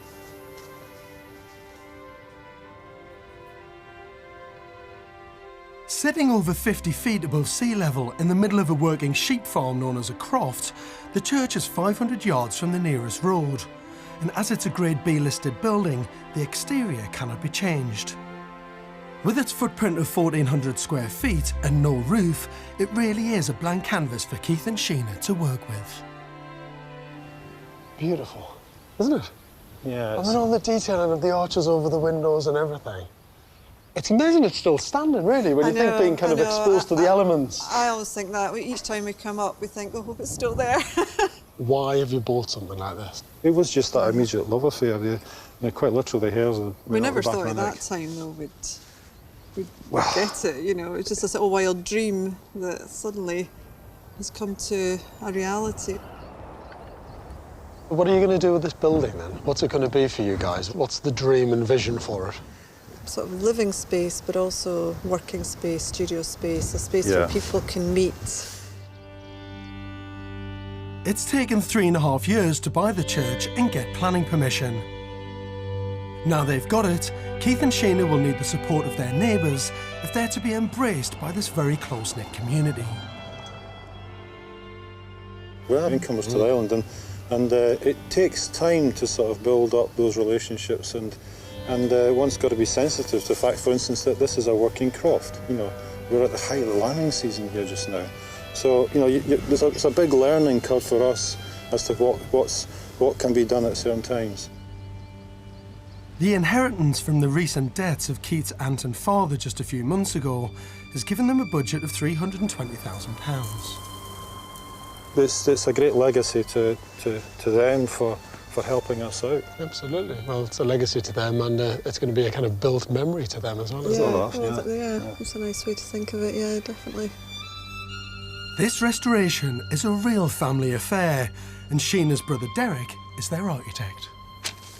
So we've been highly respectful of the original structure, and from the outside it's going to look very like it did when it was a church. We're going to restore the external walls, maintain them, keep all the existing window openings and door openings, and then on the inside it's going to be 21st century. The church has been designed for two uses, as a home and a place for artists to work in. The hallway leads into a double-height open-plan space, including a kitchen and dining area and raised viewing platform to maximise the views from the windows. Also on the ground floor are a bedroom, utility room, shower room and storage. 2 staircases at each end of the building will lead up to the first floor mezzanine level, which curves around the space below and has a further lounge area leading through to 2 further bedrooms and a large bathroom. This level faces a large skylight, capturing the views of the bay.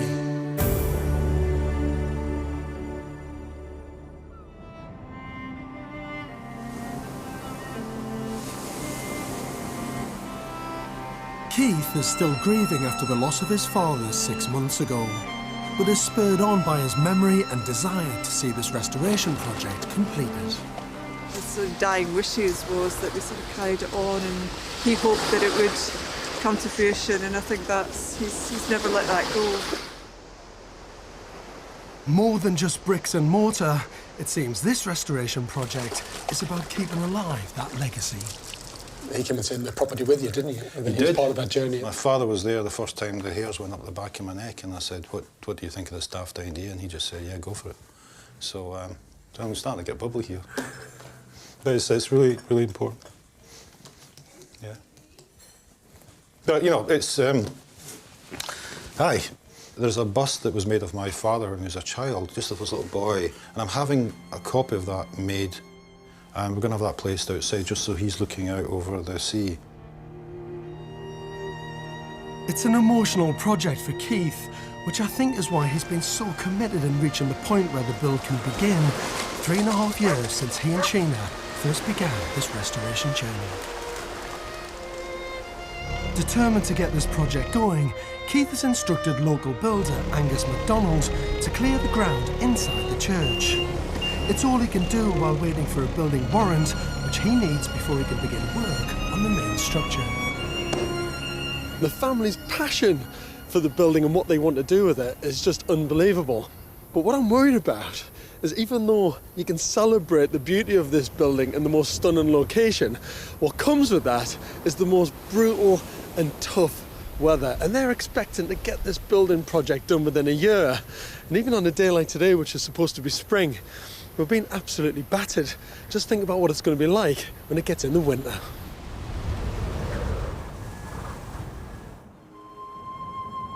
Since my first visit to the Telford Church on Bernary in April, progress has been slow. Keith and Sheena have a healthy budget of £320,000, but to make it work, they need the builders to take advantage of the mild weather and the long summer days.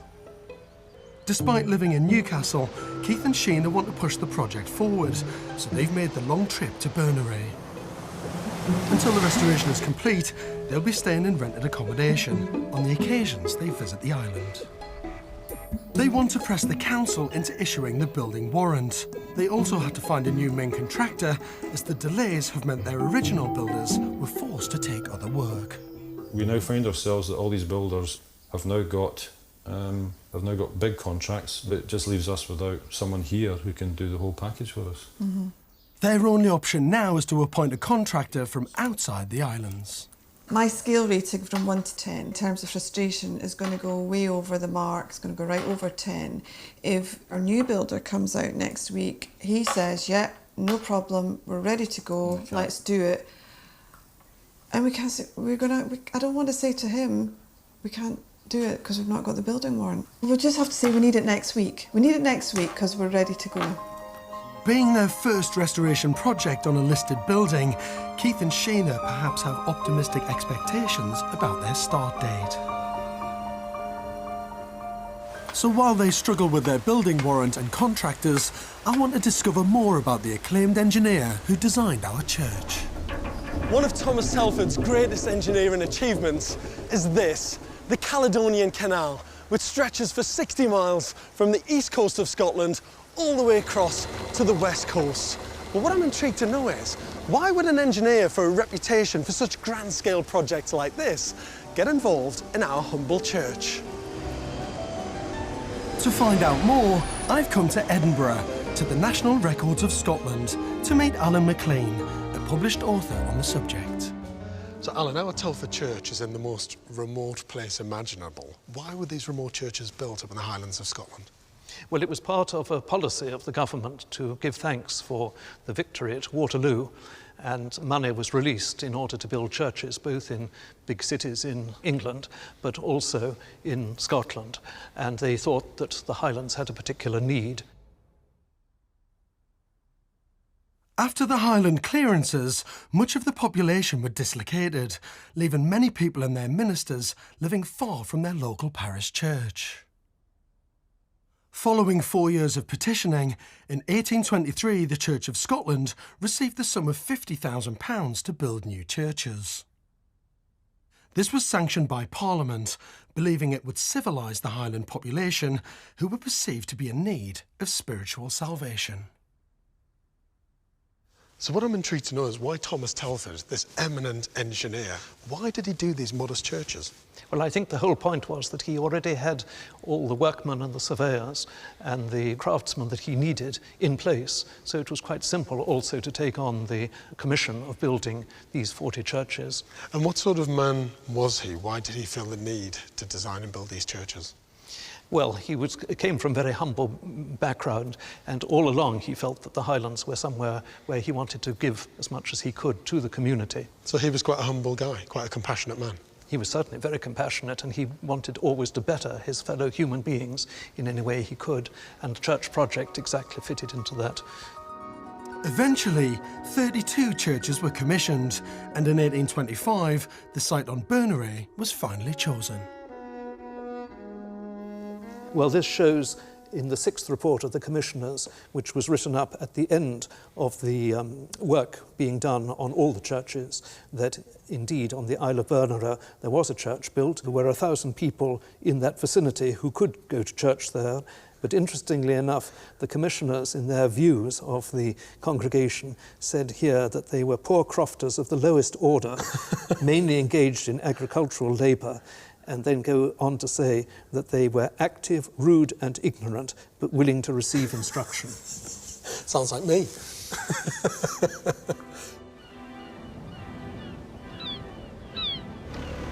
At last, 15 years after they first set eyes on the church, the building warrant has come through. And Keith has made the long journey from Newcastle to check on progress. For the first time, he can drive up to the site.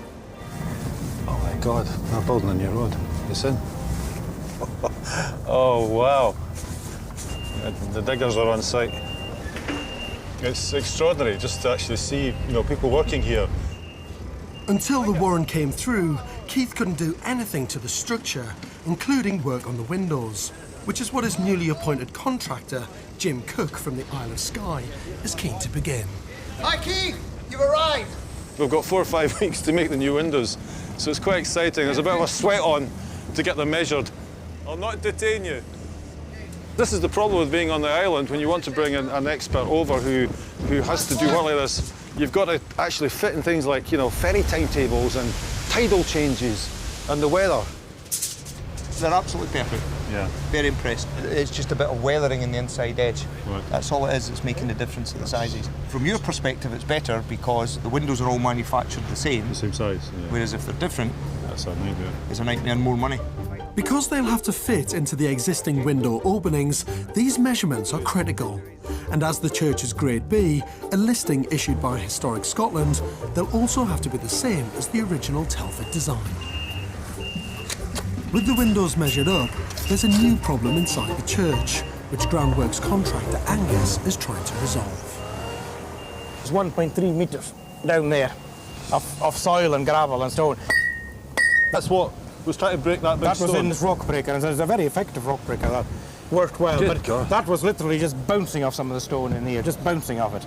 And then that's £1,000, by the way, Keith. You know that the other point. We're on our third one now. Oh, are you joking? No, don't joke about things like that. Seriously, how much do these cost? No, they're about £200. Yeah. Aye, that was very funny there, thank you. While Keith and Angus continue to tackle the building works and foundations, I'm keen to get an understanding of how its simple design would have worked in practice. I'm visiting another Telford church in Plockton in the Scottish Highlands to meet Dr. William White, an expert in 19th century ecclesiastical architecture. Lovely to see you. This is fantastic to see. It's so similar to our church, with its arched windows, its very strong gables and the 2 separate entrances. Absolutely. It's very deliberately simple, but it also reflects the underlying theology, the Calvinist ideas that underpin this church building movement. Can we go inside and have a look? Absolutely. So here you are. That's fantastic to see. It's much lighter and brighter than I thought it would have been, actually. The whole building has been designed for one purpose, really, and that is to preach. This is the focal point of the whole thing. So all the pews are facing it, the galleries have been built so that they get maximum view of this, and so everything is there for the minister to read the Bible and to preach. So was the simplicity purely down to the restrictive budget? Well, there is a budgetary question. This is all being built for £1,500. You don't get a lot for that. But I think above all, there's a theological reason for the simplicity. The idea is that you're not going to be distracted by images or stained glass. This is, if you like, a machine for praying in. The thing is about these churches is that you can fit what you want into them. You could decide perhaps we won't have a balcony, perhaps we don't need this extra aisle. The pattern book system's actually quite good for a church with limited funds, isn't it? Because you can pick and choose just to suit your specific budget. Absolutely, and you can also, if you decide that you in the end need a gallery, then you can add one. Retrofitting the place isn't that difficult.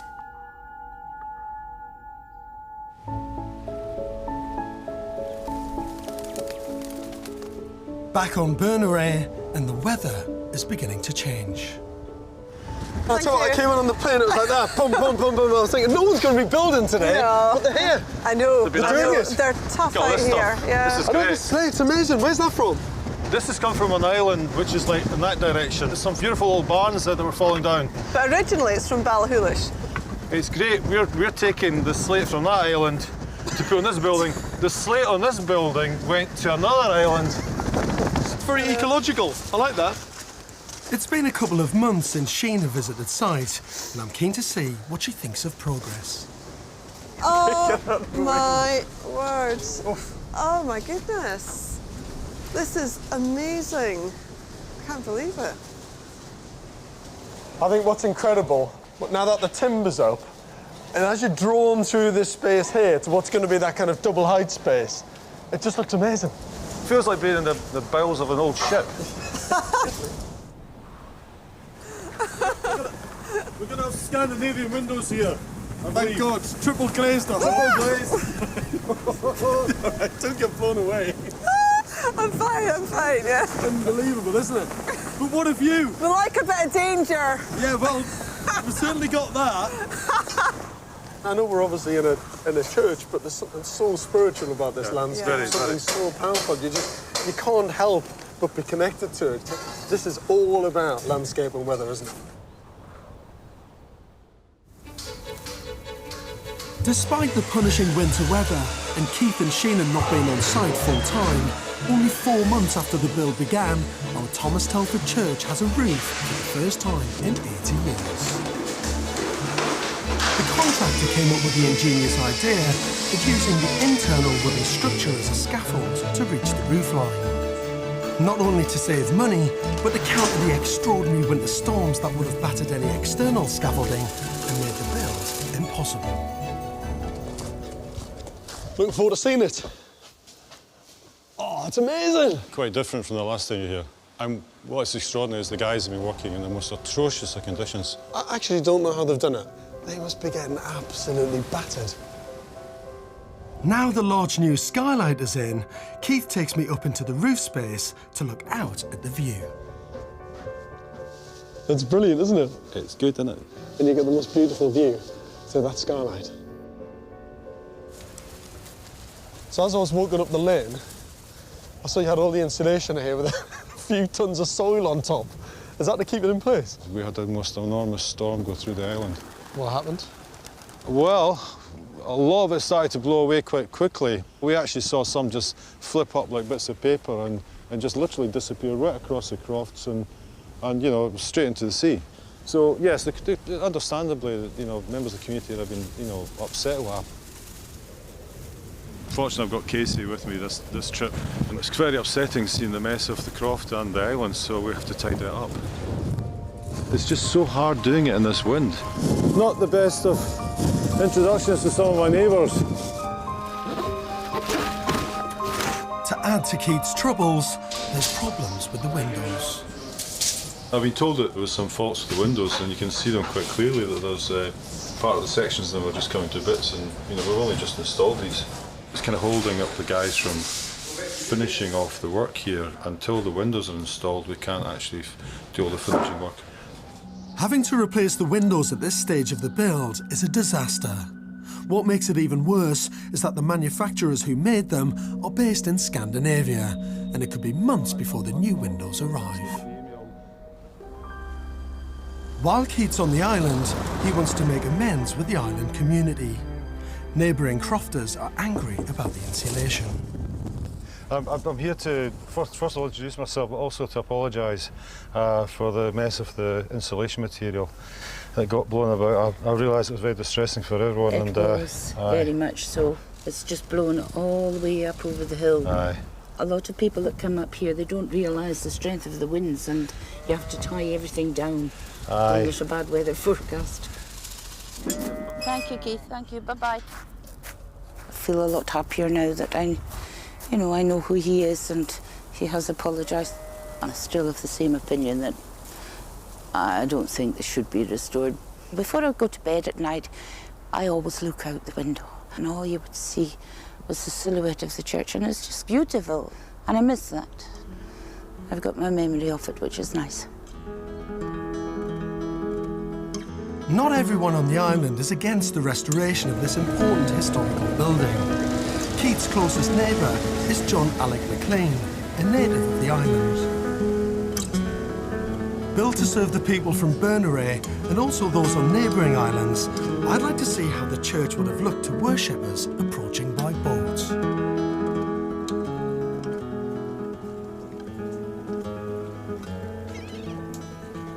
Obviously, Keith's taken on this church, and you know, your croft's not too far away. It's on its doorstep. That's really. right, yeah, yeah. What was that church like when you were a kid?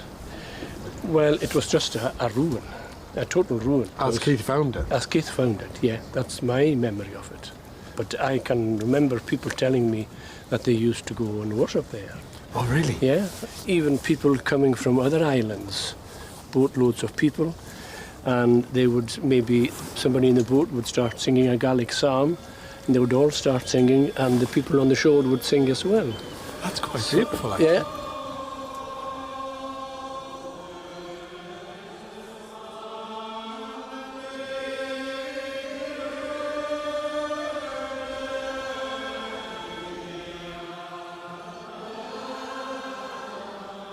And what do you think about what Keith's done to the church? Because you've only ever known that building as a ruin, if you like, As a relic ruin, on the... Yes, delighted. I think it's just amazing. First night I saw the light there, I just ran in and said, wow, there's a light in the church.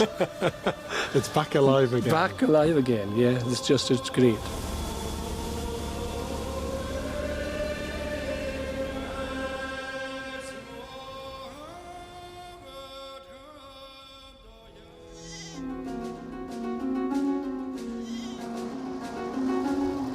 One year after my first visit to the church, I get a closer look at the defective windows. They don't fit. It's just nasty, I mean...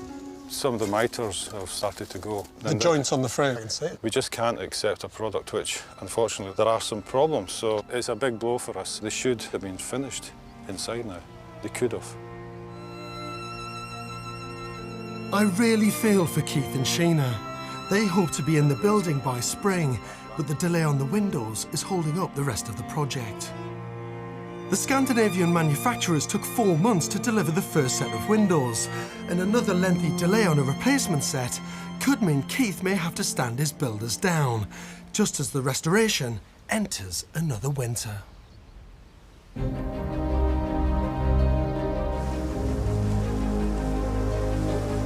On the remote island of Berneray in the Outer Hebrides, artists Keith and Sheena McIntyre fell in love with this abandoned church 15 years ago. After a long struggle with planning bureaucracy, they started the build, only to be hampered by the extreme weather and unusable windows from a Scandinavian manufacturer. Despite encouraging them to take on this project, Keith's father sadly died before the restoration began. But the inheritance has enabled Keith and Sheena to see it through, and today, they finally finished.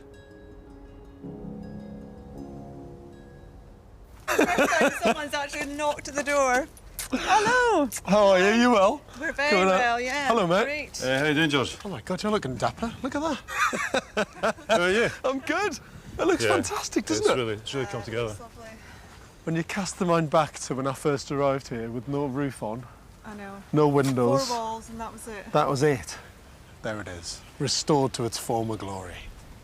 And the windows are in, new ones, by the look of it. New windows. We had a long source of discussion, shall we say. But the outcome was that the company accepted the windows were the wrong size. Yeah. But it was worth actually going through all that to get the new ones because they look great. We're really pleased with it. This is great news, and the new windows came at no extra cost.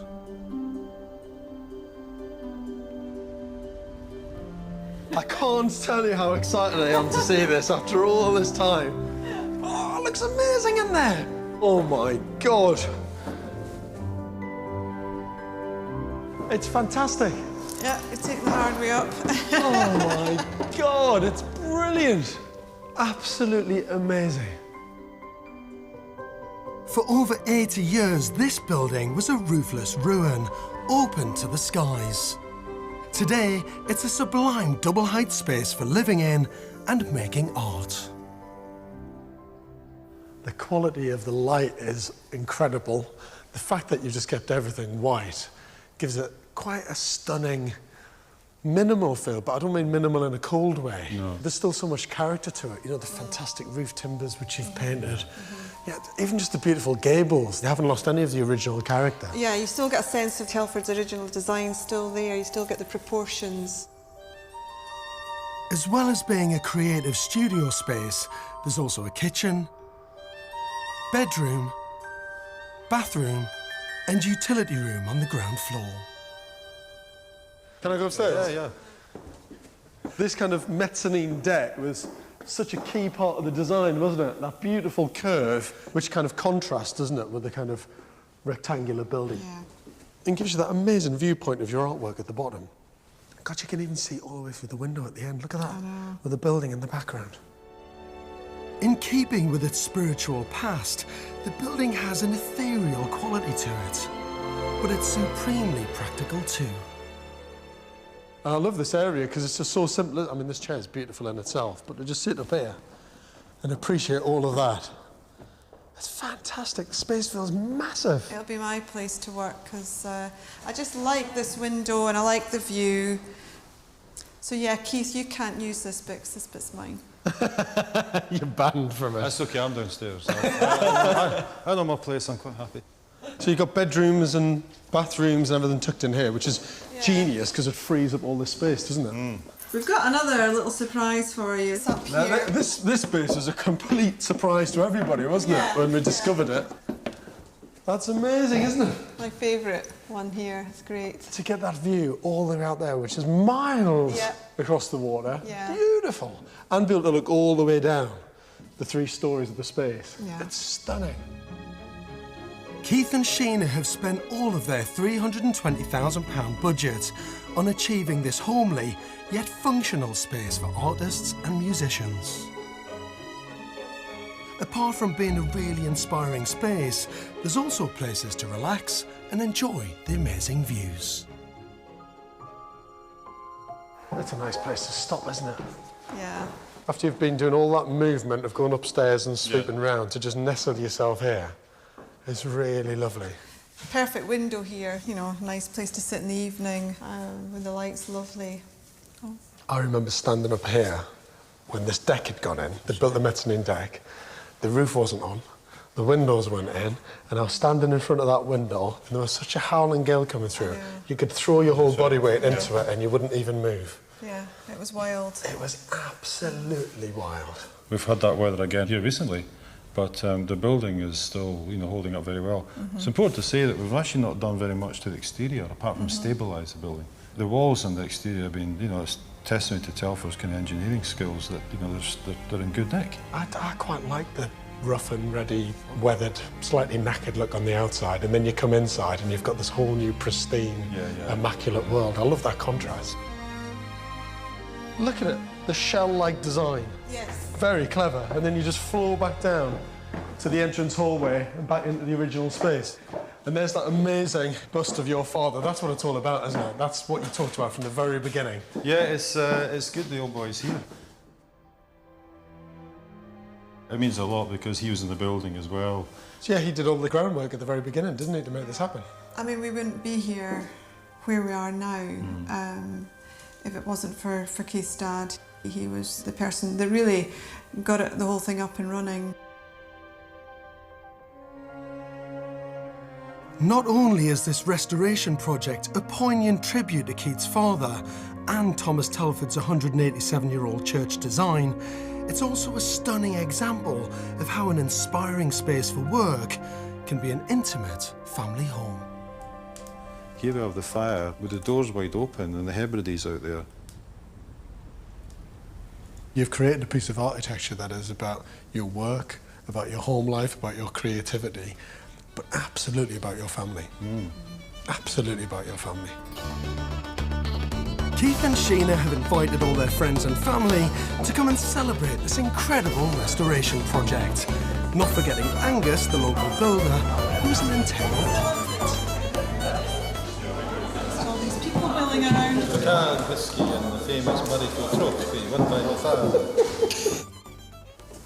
Saying Gaelic, Faltia, Copandre, agus a mi dóhos go be imitach eiche tolite agus a day. That means welcome you to Bernere, and I hope you have many happy days and nights in the house. Thank you. Now that the building is finished, I can't wait to discover if Keith and Sheena will settle into the local community and successfully use the church as a working studio. It's autumn in the Outer Hebrides, and it's been a year since I visited these islands on the edge of the Atlantic. I just love coming back to this place. It's not only the most idyllic, beautiful and dramatic landscape, but more importantly, I've come back to see a very special restoration project. When I was last here, Keith and Sheena McIntyre had just finished a 5-year-long battle to convert a derelict Thomas Telford church. I've been invited back to Bernary as Sheena has some exciting news. Well, we were entered for the RIS Awards. Which is the Royal Incorporation Royal Incorporation of Architects of Scotland. That's right. From 75 entries, we were shortlisted down to 25. The judges flew out in this lovely little plane that landed on Solace Beach. We knew we only had about half an hour to try and show them everything and chat to them. They were really nice. They were very interested in the whole project. They were asking lots of questions, took lots of photographs, and I got the feeling they liked it. Did they give anything away when they were here or not? You don't know. We had to go to this dinner in Edinburgh, their sort of annual awards ceremony. Posh dinner. You know, our builder came and his wife, Derek, obviously was there. Yeah, Derek must have been thrilled to bits to have been shortlisted. I'm delighted to announce the winners. The Thomas Telford Parliamentary Church on North Uist. And then, lo and behold, we actually won our You did category, not? Yeah. You did not? Yeah, I know, and I can't believe it. I mean, I was quite shocked. You won? Yeah, we won, yeah. That's bloody brilliant. I know we've got an award and everything. That is amazing. Yeah. I'm thrilled to bits, because it's such a good restoration project anyway. But knowing what you guys had been through, the commitment you'd made, everything that Derek gave, I mean, it's just fantastic.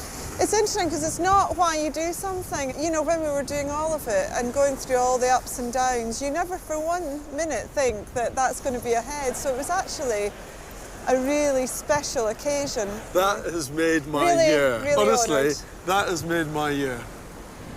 A restoration award winner. Yeah, we won an award. How good is that? It felt very good. What I want to know is how much whiskey was drank that night. There was a bit of whiskey, a bit of everything actually. It was just a kind of a cocktail. What do you think the project that you've done and the way it's been recognised has kind of done for the community here in the island? Well, I think it's hopefully given something back because initially, when we first started the project, there were doubts, and this is hopefully just, you know, helped sort of maybe smooth a bit of that over. With the building's successful restoration being recognised by one of Scotland's most prestigious architectural awards, I can't wait to return. There she is. Lovely to be back. Beautiful, eh? Yeah. All done. Right, come in. Oh, it's Welcome. nice to be back. I've missed this place. Oh, look at this, eh? Proper working space. That's what this is all about, wasn't it? Producing stuff, doing stuff. Hello there. This must just be a magical, magical space to work in. And you've got all the family. Oh, yeah, I've got a grandchild now. Hello, you. Isabella. How So lovely is she? They're both quite fresh, just a few months old. Yeah. Grandparents. Yeah. Grandparents. I know, that's a bit scary. But that's lovely, isn't it? That's all part of the legacy, isn't it? Yeah. When you think about your dad. Yeah. Absolutely. And your dad's influence on this place, you guys creating it, your kids being involved in it, and now a grandkid. I know, it does. There's been wonderful It is looking at all the lovely. generations of people coming here as well. Look at them all in there. How you doing? Congratulations. Thank you very much. This is Isabella. God, so cute. Oh, look at that little smile as well. That wasn't for me, that was for the camera, wasn't it? Look at that. This is Derek's daughter, Chloe. And Very her nice to little meet you. girl, Phoebe, and her husband, How's your dad? Ryan. He's doing really well, yeah, he's on holiday at the moment, but this is the first time that we've managed to get up to the church, so What do you think? it's amazing. It's fabulous. Beautiful, isn't it? It's a fantastic space. You should be well chuffed. You must be really happy with it. Yeah, I'm really, really proud of my dad. I always knew he was such a good architect, but, you know, actually staying and living in one of his buildings has been a real experience because obviously I've never had the chance to do that before, so. It's great to see that the church is appreciated by the whole family. I'm also eager to discover how the building works as a place to create art. So This is your domain up here now, is it? Yeah, lights to be a bit nicer now. What a position to work in, Yeah, it's lovely. It's a nice window. That is beautiful, isn't it? That is amazing. Sometimes it's hard to concentrate. So, what's it like to work here? It's lovely, it's very peaceful. I mean, everybody wants to work here. It's a lovely space to work. The constant changing light is lovely, and then it's just really peaceful.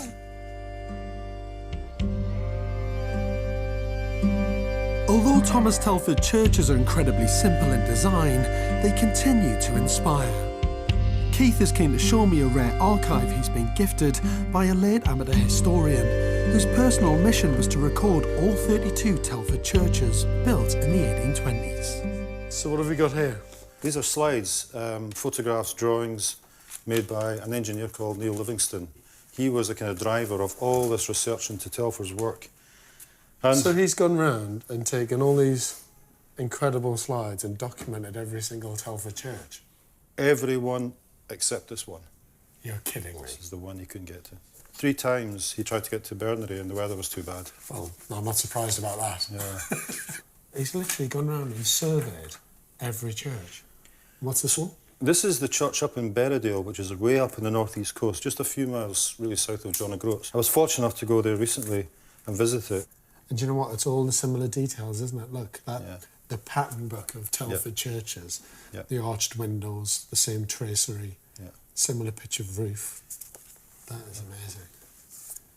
And is it still like this when you went to see it? It was still, and it's still in use, I believe. I couldn't actually access it, so I have to go back. You know, I've got this obsession with going around the mall.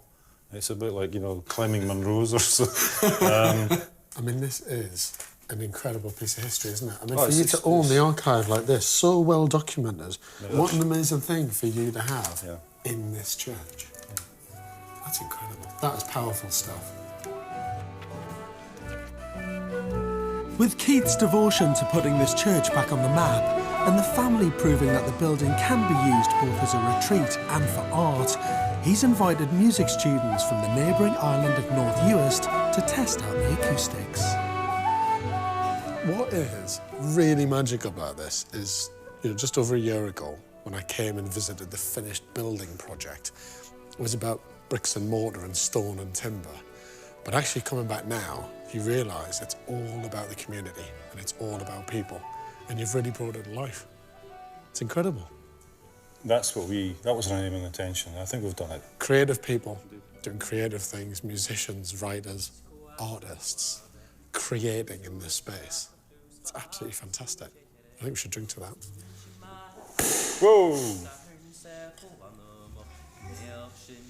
Well, this is congratulations, not just to producing a great building, but actually a very special piece of architecture. Well done. Thank you. Honestly, cheers. Absolutely brilliant.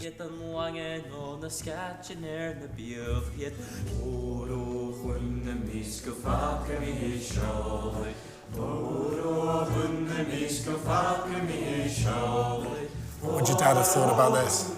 I think you'd be choked up as I am, just in terms of this is what he lived for, in terms of bringing people together, and also in terms of what, you know, future generations are about. And you've done the same.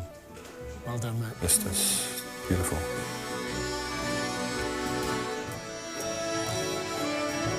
Lewis Castle College brings together musicians from all over the world to learn traditional Gaelic music. So I'm keen to find out from their tutor what she thinks of this unique setting. It must be quite unusual to be in someone's home where you've got a kind of kitchen over there and a sofa and a fire over there and then a great performance space over here. That is definitely different and really, really nice. You know, in some ways, that's kind of like back to the old days, you know? So it's kind of like back to the days of what the true Ceilidh was, which was, you know, making music, song, having the chat in people's homes. Yeah. Well, they are very, very talented. They're brilliant. And it sounds absolutely beautiful. It's clear as a bell. You can hear one instrument. You can hear the definition of the individual instruments. They're not swirling around. And I think the architecture in here and the way you've got these different angles really That's a stroke of luck, because it wasn't really designed for that. It's meant to be a multifunctional space to do lots of different things. So to hear it sounding so perfect is a stroke of magic, actually. Absolutely.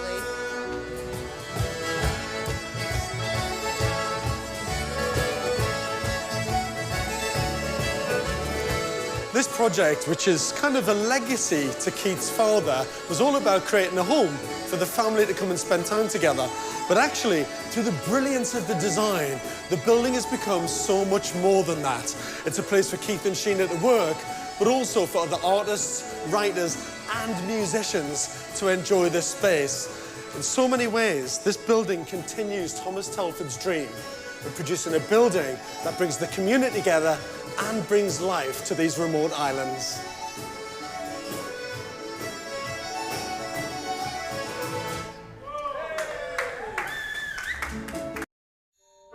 I've come to the picturesque Cumbrian village of Gamblesby.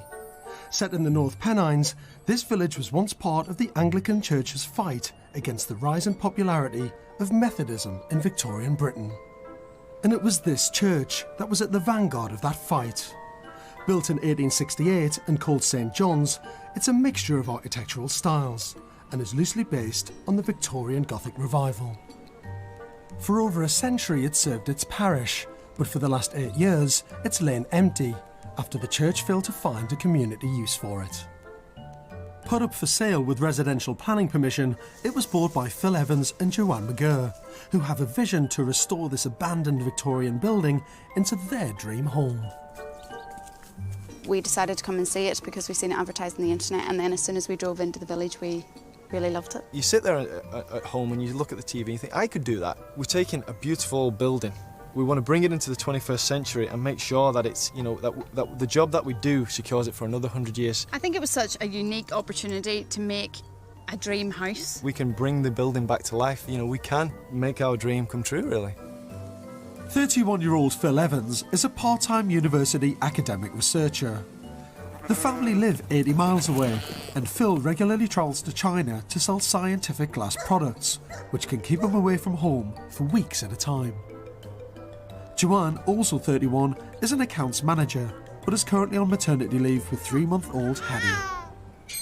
While Phil and Joanne have done up properties before, they've never tackled a restoration of this size. They bought the church for £128,000, which they raised by increasing their mortgage on their home in Chorley, Lancashire. Although they have planning permission, as the church is a Grade 2 listed building, they've taken a big gamble, buying it without having a structural survey on the roof and spire. With no equity left in their house, they've secured an £86,000 self-build mortgage, which they can only access once they've made the building wind and watertight. But to do this, they've taken out a high-interest personal loan of £25,000 to kickstart the build. I love the architecture of churches and the interesting spaces they provide for residential conversion. I also like the challenge of doing something interesting with a spire. Hi, Mr. Joanne, nice to meet you. How are you? How are you doing? You well? Good, thank How's you. things? Hello, mate, how are you? You all right? Tell me a little bit about what you've bought. Victorian period, Grade 2 listed.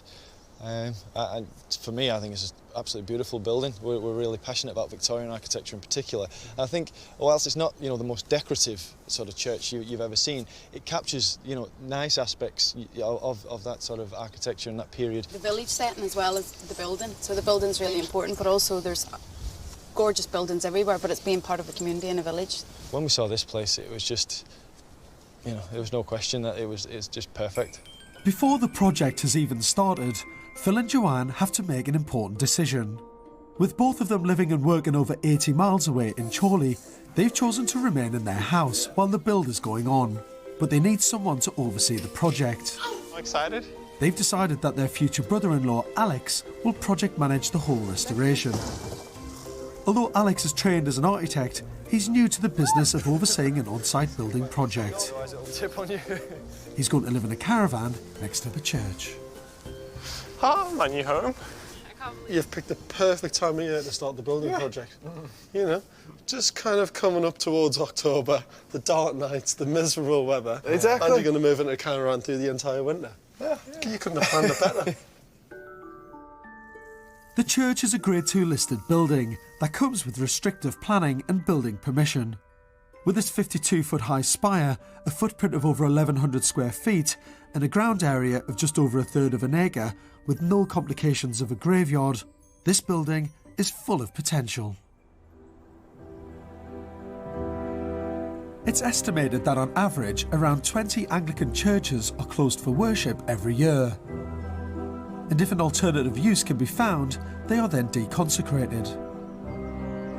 Once St. John's was declared redundant, the bishop directed that the altar should be burned and the font broken up and buried, so they couldn't be used for non-Christian purposes. Well, here we are. Oh, wow. Amazing. Oh, incredible. God, it's a brilliant space, actually. Really lovely. You're going to keep this, yeah? Going to keep that, yeah. Just make demands to the kids. Stop doing that. And stop doing that as well. This is absolutely stunning. I mean, the fact that you've got this beautiful curve right at the end of the... It's quite unusual, actually. You know, there's not that many churches have got this. Not, yeah, with the Not curve. that many. So what are the roles and responsibilities? Who's doing what on the build? How's it going to work? Pretty much we've got Alex here, project managing on a day-to-day, trying to work with the builders to best utilise their time and their abilities. I'm pretty much going to be filling Joanne's eyes on site. I need to be able to make certain decisions, you know, with them not being here. But do you have any idea how much this is going to cost you? The basic building, 100,000. 100,000. That's some, you said there's some contingency in there. Is that with contingency? No, that's without contingency. So what? You got 120? About that bit more, yeah. 120. But that's more finished, isn't it? No. That's we've got a separate contingency, and we've got that's to get to the basic building. We've then got a further about 25 to actually then do, you know, kitchens and those sorts of things as well. So your budget is 125 grand, plus a contingency of about 20. 10, 20. Okay. So you're 145. Yeah, but no, we're 125. We're going to bring in on budget. Is this going to be the first restoration project I ever see where the contingency money is never spent? Yes. Yeah. How big a risk is it, really? It's everything. We during this transition period, we will be mortgaged and loaned to the hilt. It's all the equity we've built up over for all the work that we've done over the last 12 years together. And if something goes wrong, you know, that's it. We lose everything. Phil and Joanne say that their design to convert the church into a dream home came about over a couple of glasses of wine. The plans were then drawn up by Alex. On the ground floor, there'll be a large hallway that leads onto a study, WC and cloakroom. This will lead onto a generous space that will be the main living area that will include a double-height dining room, store and a kitchen in the church's nave. On the first floor, there'll be a master bedroom with ensuite, plus 2 further bedrooms that have their own separate bathrooms. I think the ground floor's spot on. Upstairs, there's a couple of things. You probably can't make the master bedroom bigger because of the way the beams are. I don't know, but I'm assuming that's why you've done it. That's exactly But it feels really small. The dimension on there is 2.8 metres wide, and because it's quite a deep space, it's going to feel very kind of narrow and quite confined. Now that we've had a proper look at the spire, maybe we utilise some of the spire to create, I don't know, an upstairs library or, you know, like a chill-out area above the bedroom. Yeah, I mean, obviously a small space can feel bigger if you do something with the ceiling. If you lift the ceiling up, a small room can have a bigger drama to it. So you're right, you've got the spire above. If you put a little staircase up to there, or you put glass in there, or do something to get light from the spire down into that space, it's good. I always make, with smaller bedrooms, to make them bigger, I normally lift the ceiling higher. It's as simple as that. It was good to get a sort of fresh from an architect. Talking to George helped bring the building into a livable thing and sort of talking through the size of the rooms and where the step is going to be. It just is able to visualise it more. A couple of things he mentioned that were sort of new ways to tackle the problem, so we're certainly going to take those on board and have a look inside the church and just see what is possible. This couple have just taken on an unbelievable amount. Seriously, they've put everything on the line financially, in terms of their time, and actually in terms of their quality of life for the next 7 or 8 months. And they've put so much trust in Alex to deliver this for them. I think it's I actually think, to be honest, it could be too much for him. I hope it's not, but with all the terrible weather that's going to come in this part of the world over the next 5-6 months, and the building being in the condition it's in, I'm just worried that it's going to be too much.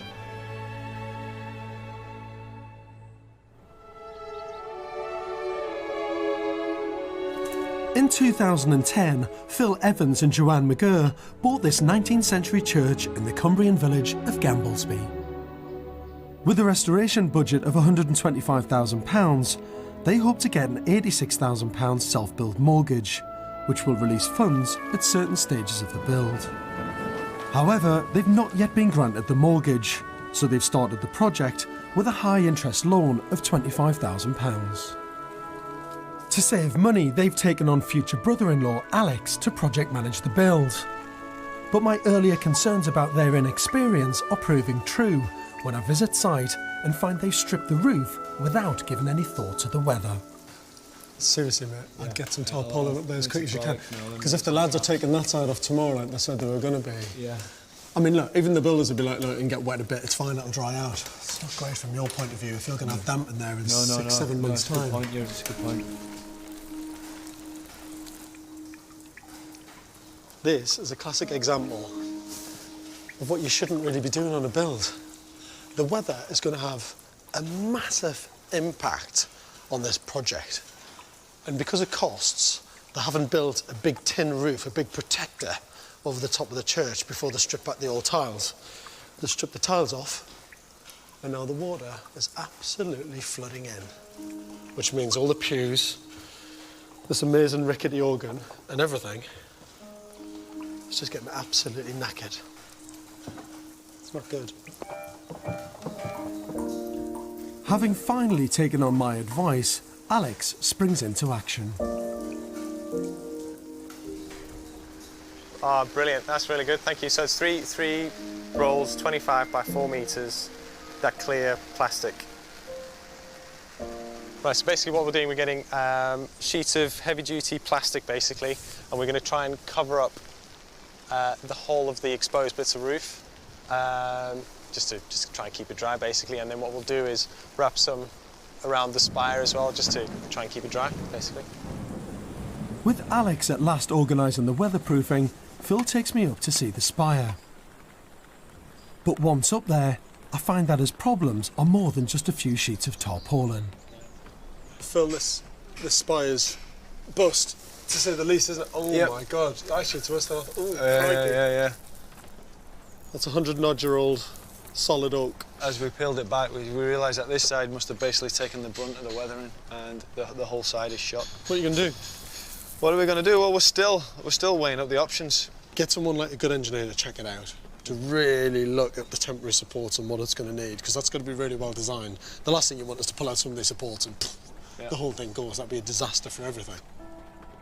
I'm really concerned that Phil's £25,000 high-interest loan to fix the roof and spire, which will then release the much-needed self-build mortgage, is not going to be enough. If the money runs out, this build will grind to a halt.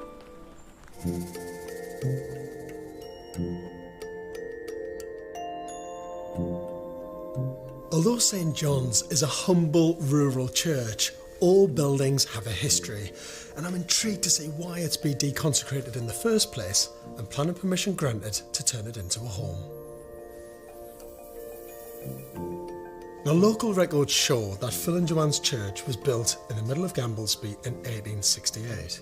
But what I can't quite understand is the mother church for the area, which is St Michael's Church, where there's been a church on the site since the 11th century, is only 2 miles away. With such a small rural population, I can't understand why they built another church so close. I'm hoping the style of Gothic revival architecture will give us a clue. The classic hallmarks are the lancet windows, the spire, and buttresses, which help support the walls. This architecture is a throwback to the Church of England's medieval roots, and was a reaction to a time of uncertainty, when the established Church of England was under threat from the new faiths such as Methodism, which were popping up all over the country, trying to cater for the new urban masses of the Industrial Revolution. And just looking at this old Ordnance Survey map of Gamblesby, the mystery of St John's Church is beginning to unravel. Just 50 yards away from St John's is a site where John Wesley, the founder of Methodism, built a chapel in 1784. When this humble building was expanded nearly 80 years later, the local vicar felt compelled to respond by building our church. So it looks like our Gothic revival church was built by the Church of England to rival its neighbouring impostor. To find out how the Church of England reacted to the threat of these new faiths, I've come to Oxford, the 19th century centre of the Anglican faith, to see one of the finest examples of Gothic revival architecture, which was built just 9 years before our church in Gamblesby. What an unbelievable building. It is so stunningly designed, finished around 1859 by one of the best Gothic revival architects, George Gilbert Scott. This was one of many churches built through the boom time of 19th century church construction. The Anglican Church was feeling threatened by other religions like Methodism. Buildings like this reasserted the Anglican authority.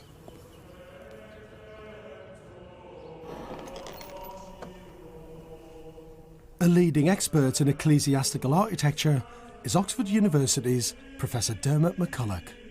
It's such a powerful, strong architecture, isn't it, Dermot? Well, yes, I mean, it's trying to make a statement. The Church of England is the big beast on the block. There are other churches around, but this is the business, and this is the church which has inherited medieval architecture. But, I mean, Catholics, the free churches, the Methodists, they're all now competitors. And the Church of England wants to say, no, we are still the Church of the nation. And how much would a building like this have cost back in 1859? Well, I happen to know that Exeter College Chapel was £15,000. In their money, of course. It must be one of George Gilbert Scott's best. Yes, just so magnificent Victorian self-confidence, isn't it? We have to say that all the other churches were hugely raising money at the time for their churches. And that's why there was this enormous building boom, I suppose, of the 19th century. Yeah. And it just shows how this architecture really worked. You can see where the money was spent. This is really the Church of England at its most triumphal.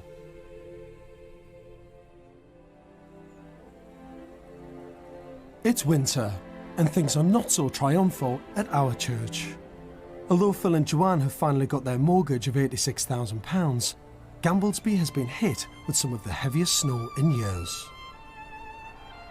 The crane that's been ordered to lift the renovated spire to the top of the tower can't get through the blocked road. And if that's not bad enough, when Phil came back from a trip to China, he found out that the new spire and roof has cost an estimated £40,000, which is £15,000 over what he budgeted for. How much have you spent? If I pay all the bills... To date? To date, 75,000, maybe 80,000. I need to, obviously there's things happening today, you know, things constantly happening, but yeah, 75,000. You're 80 grand, 75 to 80 grand in already? Yes. This spire has knocked us back and taken up a good chunk of the budget. No, well, it's taken up all the contingency and it's eating into other bits of the budget now. You haven't got the roof finished yet, the slate's not even on, the spire's not even on. You've got to do electrics, plumbing, God knows whatever else. Yep. Fitting floors, the lot. And I'll tell you the brutal honest truth, 40 grand ain't going to do it. No. What are you worried about? Possibly running out of money. I think we are going to run out of money. It's how far we get. How long are you away over the next 3 or 4 months? I could easily be probably 2 to 3 weeks a month.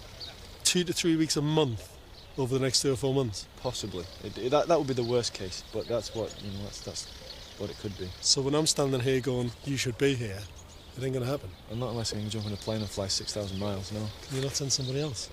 No. Although things look really bleak, Phil's pushing ahead. And with the support of his neighbours, they're attempting to get the spire in its rightful place. Brilliant, it's all happening. We've got gritters, everyone clearing cars out the way, here out the way. Grid turning up. What I love about it, it's like all the community, from the farmer next door to the gritter guys to the crane guys, everybody has come together to make this work for the crane today. That's how big a deal it is.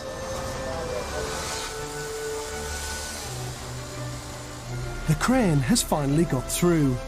But they're now racing against the clock as there are only 3 hours of daylight left.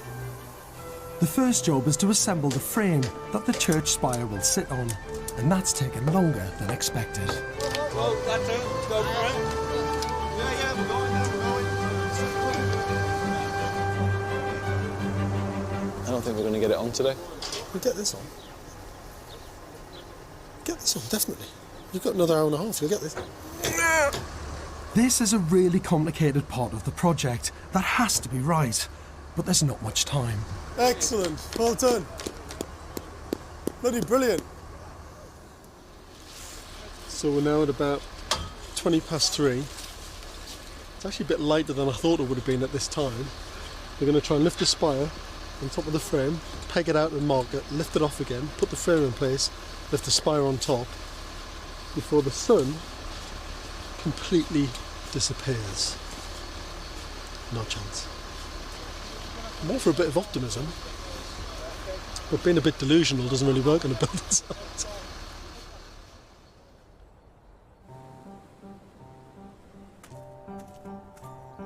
In 2010, Phil Evans and Joanne McGurr bought this 19th century church in the Cumbrian village of Gamblesby. Originally, they budgeted £125,000 to complete the project. But finding that the spire was completely rotten and needed replacing, and having to compete with some of the worst weather in years, has put them seriously behind schedule. The crane is lifting the new spire into place, but the pressure's on as the daylight is fading. The lift has to be done in 2 stages. First, there's the 4-ton frame, which provides the support. Then, the spire is lifted and rests on top. Actually, we can rotate it as well slightly to get it past the purlins. Let me just cut some more off it. But there's a problem. Pete and Alex have miscalculated the measurements, and it's all looking too tight. That's it, go on. Pull, about 2 inches. Go on, go on. That's it, that's it, that's it. And over, that's it. You tight that edge? You tight? Yeah. Yeah, you're clear. You're really tight the side again, you know, Phil. One false move, and the end gable of the church could come down. The daylight is nearly gone, and a big decision has to be made. We're at a stage now where it's so late, it's so dark, and well, the temperature's dropped massively. We've got the main bit of the frame up on the top, which is fantastic that it fits. Ideally, we'd love to get the whole spire up and drop that on as well. I think it's too dangerous, to be honest. Early next morning, with temperatures below 0 and another day's crane hire to pay for, Phil and his crew are back hard at it. Weighing in at over 1 tonne, the renovated oak spire is carefully lifted into place. Finally, after nearly 140 years, the church can boast a brand new spire, but it's come at an enormous price. In the new year, back home in Chorley, Phil and Joanne are really struggling with their budget. We got the 30,000 as the next instalment. We still had about 3,000 left on that. And that's to get to first fix? That's to get to the first fix, but we had bills outstanding anyway, so we had to cover... Their self-build mortgage has come up with a second stage payment of £34,000. But with the spire going way over the original budget, they're facing huge financial problems. Well, the spire took a lot of last stage payments amount, which meant that we didn't get as much done, which means we've got a limited amount this time to get to the next stage as well. So it's just all having a knock-on effect, isn't it? We're together now. We're having to basically plan, really strictly plan forward now, work, so that we only have the right people on site to get us to our next milestone, which is first fix. With Phil and Joanne wrestling with their finances, I'm interested to find out how St John's was originally funded. Many of the Church of England archives are held here at Lambeth Palace in London. In 1836, an ecclesiastical commission was set up to administer all applications for new church property. so St John's would have gone through this process. The Methodist chapel in Gamblesby was enlarged in 1864. This encouraged the local Anglicans, headed by a Reverend Edward Brown, to appeal to the commissioners for funding for a new chapel of ease, so locals didn't have to walk the 2 miles to St Michael's.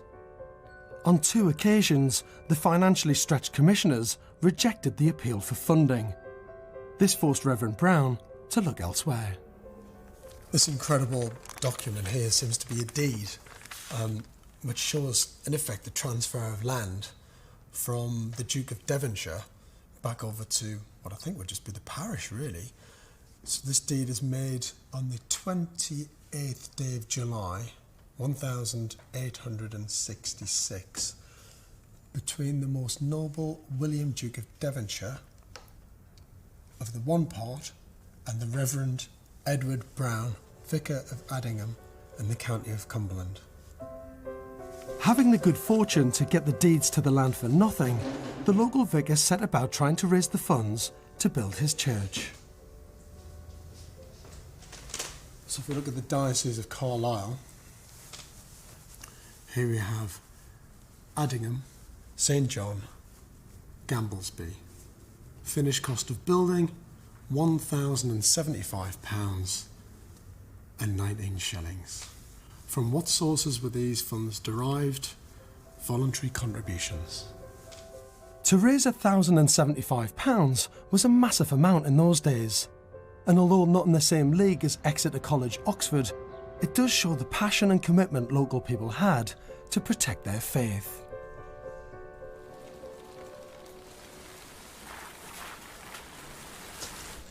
After all of that snow and that freezing cold weather before Christmas, we've now got this howling wind and tons of rain. Back on site, I'm gobsmacked that they still haven't made the building wind and watertight.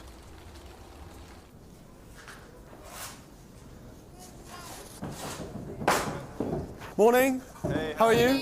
It's always good to see the boss back on site. Thank you. And with a little labourer as well. Absolutely. Hello, mate. How are you? All right. It's great, actually. You're starting to get a feel for the proportion of the spaces, don't you?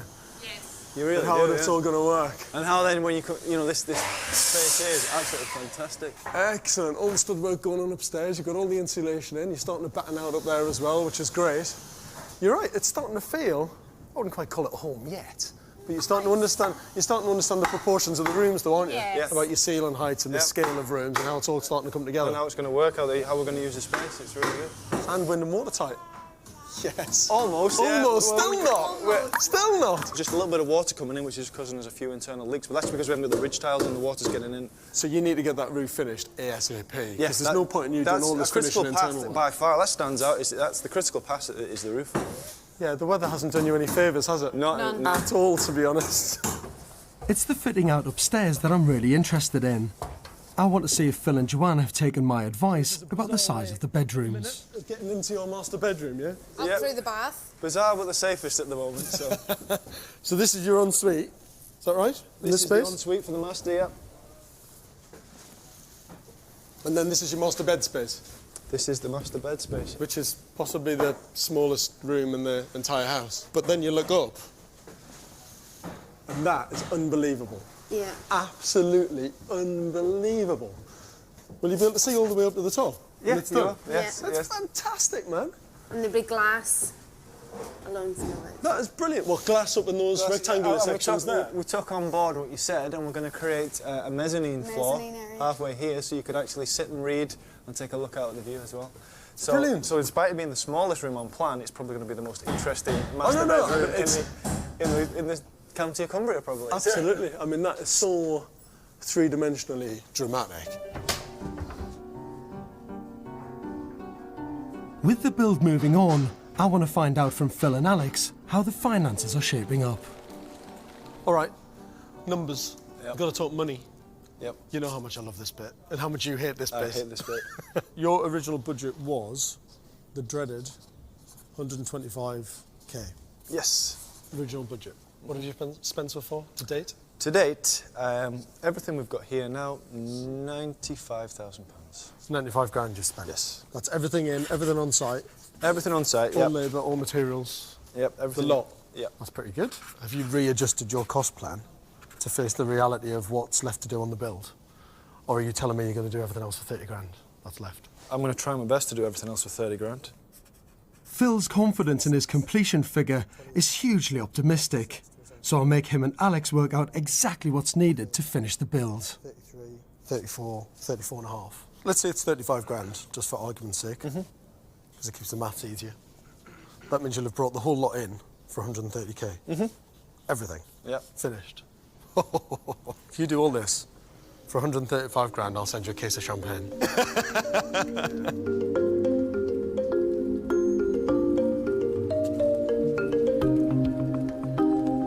I'm still unbelievably frustrated about so many things on this building project. The fact that it's still not wind and watertight is frankly ridiculous, and they're putting all these new building materials inside which are being damaged because there's still water coming in through that very unfinished roof.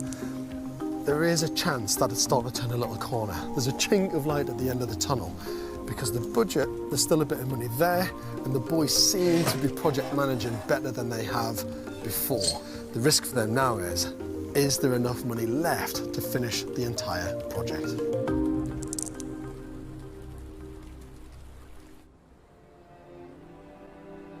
In 2010, Phil Evans and Joanne McGurr bought this 19th century church in the village of Gamblesby in Cumbria. With a projected budget of £125,000 to complete the build, their vision is to turn this church into a dream home. They've been hit by the harshest weather for years, faced a whole winter with very few tiles on the roof, and discovered that their spire needed replacing. It's put Phil and Joanne under huge financial pressure. After nearly a year of restoration, some things have changed. Phil is now spending 3 weeks out of 4 working in China, and because they need the money, Joanne has gone back to work. Morning, you.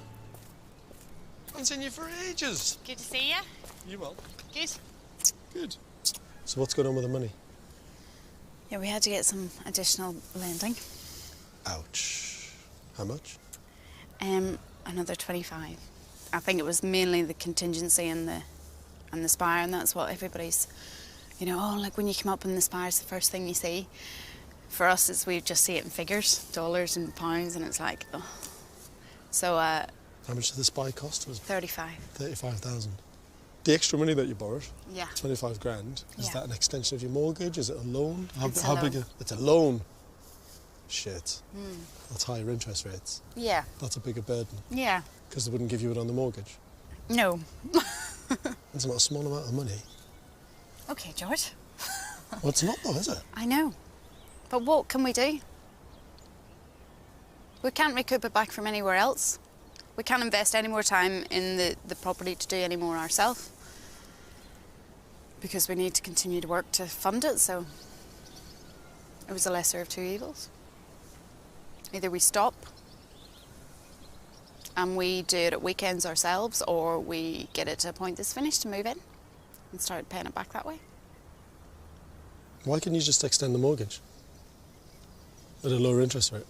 Yeah, it's just not, it's not something we can do on the property. Because it's not habitable yet. Yeah. That's the bugger, isn't it?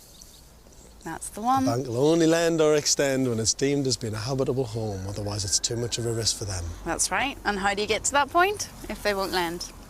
You're stuck where you are, you can't get rid of your house, you can't rent it out. So you can't release some of the equity you've got in there. No. And you've got a mortgage and a loan on this, which you can't move into because it's not safe. So there's nothing really else we could do? The build so far looks fantastic, but the pressure that Phil and Joanne have put each other under, borrowing that extra money as a loan, is just incredible. There's absolutely no doubt about it. Restoration's not for the faint-hearted. Joanne is now managing the budget on her own while juggling her full-time job. She's decided to sell the 16 pews that came with the church at a local auction. But when we arrive, I notice they're not looking as good as they should.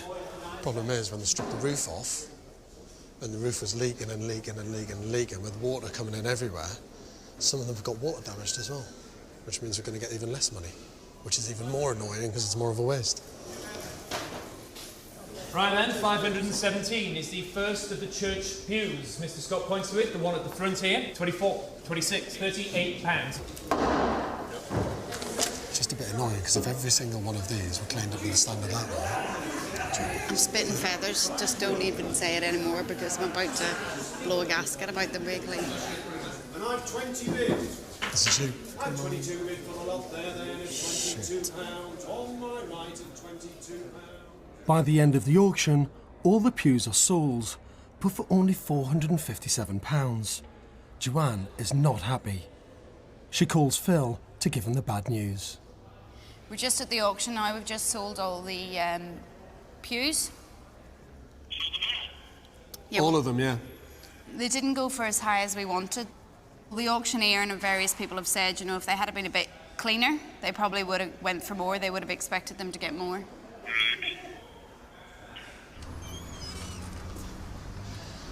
Joanne and Phil are just under massive financial pressure now. They've got to make every single penny count, and they need to make as much cash as possible between now and the end of the build.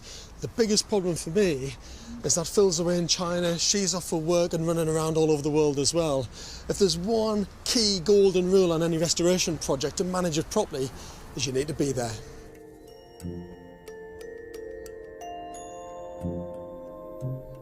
Although St John's is a testament to its builders, its life as a parish church wasn't that much of a success. In all of its 134 years serving the community, all it carried out was just over 30 weddings, and all of the burials were carried out 2 miles away at its mother church, St Michael's.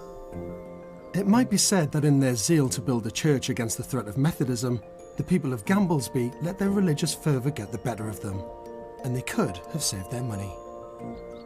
Like many rural churches, time combined with society's lack of interest in religion and with a reducing population heralded their death knell, and this was true for St John's.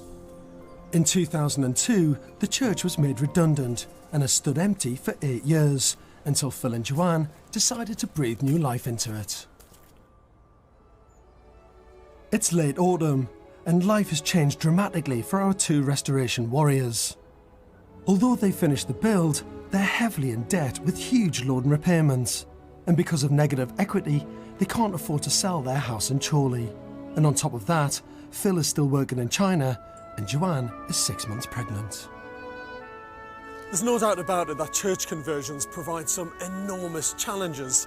Many of them are often architectural, but actually for Phil and Joanne, their biggest pressure has been financial. When I was last here in the summer, they borrowed yet another £25,000. I hope it was just enough to get this place finished.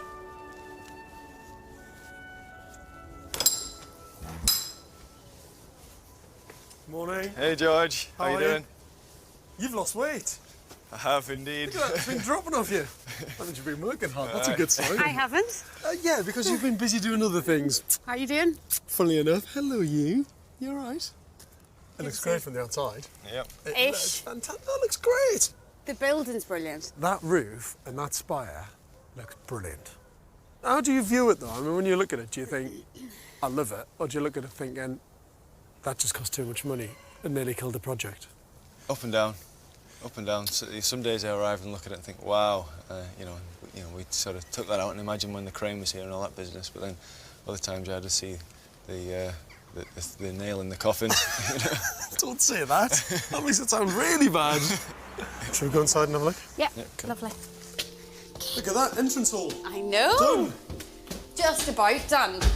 Don't touch anything because you'll get paint all wet. You'll get paint on you. It looks great. Can I go through? Please do. Great. 15 months ago, what was a dilapidated, leaking church is now an elegant living and dining room. Look at that. You've done it. Just about. You've done it. I'm actually, I shouldn't sound so cynical really, but I'm surprised. With all the financial pressure you've had, you wouldn't have got this far. That's good. I didn't think you were going to do it. Good. Well, we've had to, as I said, it required a lot of effort on our part, so the floor is one major achievement. I'm absolutely over the moon with this floor. It's superb. This was bought on eBay, a job lot, drove to London, brought it back, and I had to go through the process of scraping the bitumen off every single block, running it through a table saw twice, through a chop saw twice, 7,000 times. And where the altar once stood has now been turned into a fantastic modern kitchen. Wow, look at that. Amazing. Absolutely fantastic, isn't it? Yeah. When you think you come through that low single-storey height, and then bang, it just opens up to that roof space. It's beautiful. It's the real payoff for the entire building. I love it. It's fantastic. And that's just leaving the space alone. Yep. Yeah. You know, just not messing around with it. You didn't have to, because you've got the beautiful curve at the end. These windows have always been fantastic. Yeah. Really beautiful. I mean, just having that stained glass in gives it that kind of sense of richness and sense of history, doesn't it? And I think the lighting's good. I think you've done it really well. Just those simple little uplighters and each individual bay up there, just gently washing that ceiling, which is a really nice thing to do, just to pick out all the architectural features of those fantastic timbers that are in the roof. But you are blessed with a beautiful building. Yep. You are. Upstairs in the 2 spare bedrooms, Phil and Joanne have continued to make the best use of space. And I'm really pleased to see they've put in glass panels where the new walls meet the old ones. I love the glass panel in the corner there. Yeah. Which gives that little view down to the kitchen beneath. Quirky and unusual, but it's good.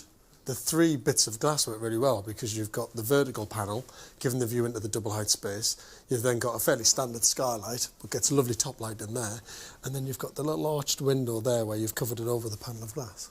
So it's like 3 sources of light. And it gives lovely light in the evening from downstairs, that one. So beautiful. nice. Along the corridor, I'm dying to see what they've done to the master bedroom. Oh, it's great. Oh, it's really lovely. It's really lovely. Do you like it? Yeah, it's beautiful. I mean, what a beautiful, romantic, snug, cosy room. Yeah. Right in the top of the building. We've just tried to make it more of a wee apartment, you know, with its own entrance and its own It's a little ensuite in there, which is great. You trip over this all the time, mate. Absolutely. And bang your head on the top as well. Bang your head on the top. Apart from that, it's great. It's great, yeah. Can I have a look in Phil's den? You Is sure that all right? Please, it's boys only. Really? What, have you got a little mini bar up there? Yeah. Really? Oh my word! That's amazing! Do you like it? Brilliant! Oh, come on. I mean, that is absolutely fantastic. But Phil and Joanne are in a conundrum. Their total rebuild cost stands at £170,000. That's £45,000 more than they budgeted for. The replacement spire and roof blew the budget, and financially they're stuck, unable to sell their house in Chorley. To finish the build, Phil has given up his university job, and with Joanne being pregnant, they've got some serious decisions to make. What are you going to do? We're probably going to have to sell the place. We've just simply spent too much money. We've spent far too much money. With the sacrifice we had to make with me stopping work, the fact that Joanne's going to be on maternity leave next year and she's going to have a reduced wage, we simply can't afford to service the debt that we now have riding on this place. So we've got a mortgage on this place, we've borrowed from family, and we also have a personal loan each and credit cards as well. Ouch. There's no other options there, is there? Actually, there is one other option. We're looking at selling it, but given the state of the market, one of the things we had an estate agent round yesterday. Right. One of the things we were talking about was potentially letting it or wholly letting it. That way, there is a slim chance that if we could get it right and it added up, that in a few years' time we could knock enough off the mortgage that we could then get up here. Despite Phil and Joanne's problems throughout this build, the local community have helped them to finish the project. Today, they've come to celebrate this restoration. I went to Sunday school here and I was one of the organists. I think they've done a good job. I think it's very nice. You were the last vicar of this last church? vicar of this church, yeah. It's sad that we can't use it as a church, but great that it's going to still be, well, it still looks at as part of the community, and it's no doubt been really well done. Throughout my research into the history of St John's, it was fascinating to discover that the local community were the driving force in getting it built in the first place. As custodians of the church, I want Phil and Joanne to remember that history so that one day they can pass it on to future generations. So Phil and Joanne, a little present for you. Excellent. A book. Yay. The history of the building. And actually, more importantly, not just the history of the building, but the history of your journey with the building as well. Wow. All the history of the building, all the drawings we could find, any maps about its history, the whole story of it, even being an ancient site before the church even turned up. Wow, look at that. All started. Oh my goodness. Remember that day, pushing the caravan? You did it. Well done. Cool. Congratulations. Cheers, thank you. Fantastic. I think a round of applause for that. Don't you think? They saved the building. Hey! But I think we should do a huge toast to Phil and Joanne because I think they have saved the building and hopefully it'll stand here for at least another couple of 100 years. To Phil and Joanne. Cheers. Thank you. Cheers. Cheers.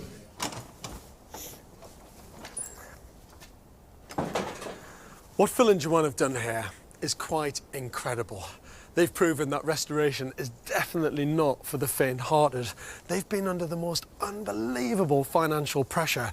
I just hope that they can sell their existing property, clear some debts, and move into this church, because they deserve it. A Yorkshire couple battled to create a family home from a crumbling Baptist church. Fine. I mean, there's nothing wrong with it whatsoever. Don't tell her. Don't tell the wife. It's a monster build. Don't fall through the ceiling, it's just been plastered. And they're doing it all themselves. I just can't wait to see the kids running around. It's going to be lovely. On a cripplingly small budget with a bucket load of Yorkshire grit. You're a grafter.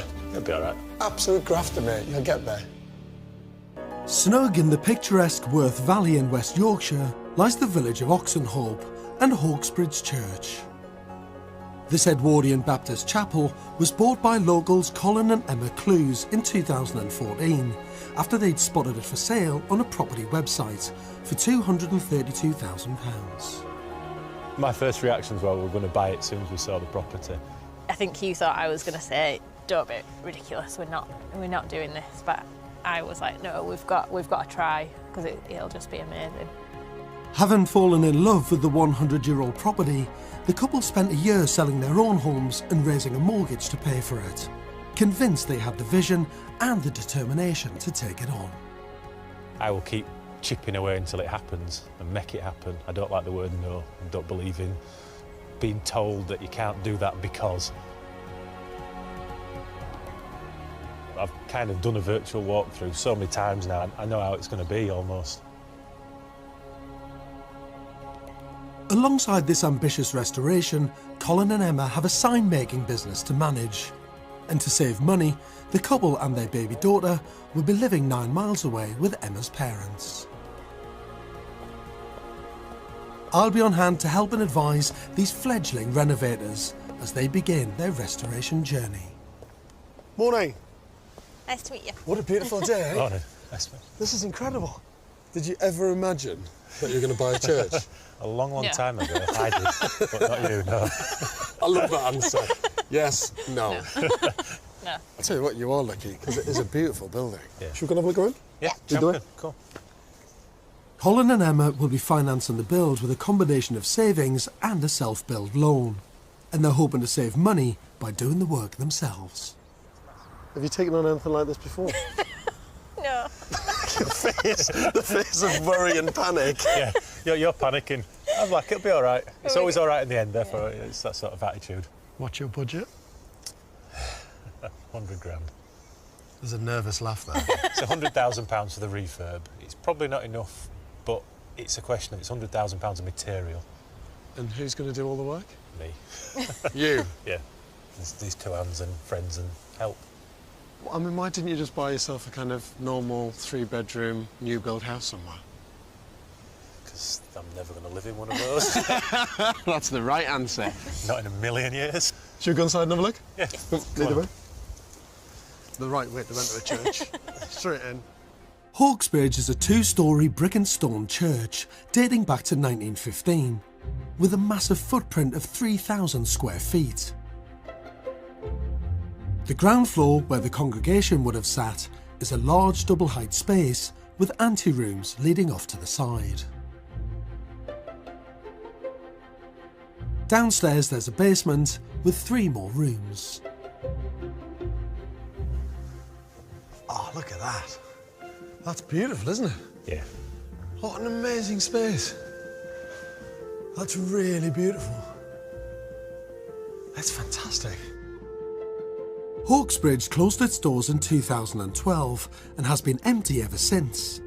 Like so many old churches, blow away the cobwebs and you'll find leaking roofs, damp and dry rot and other hidden problems.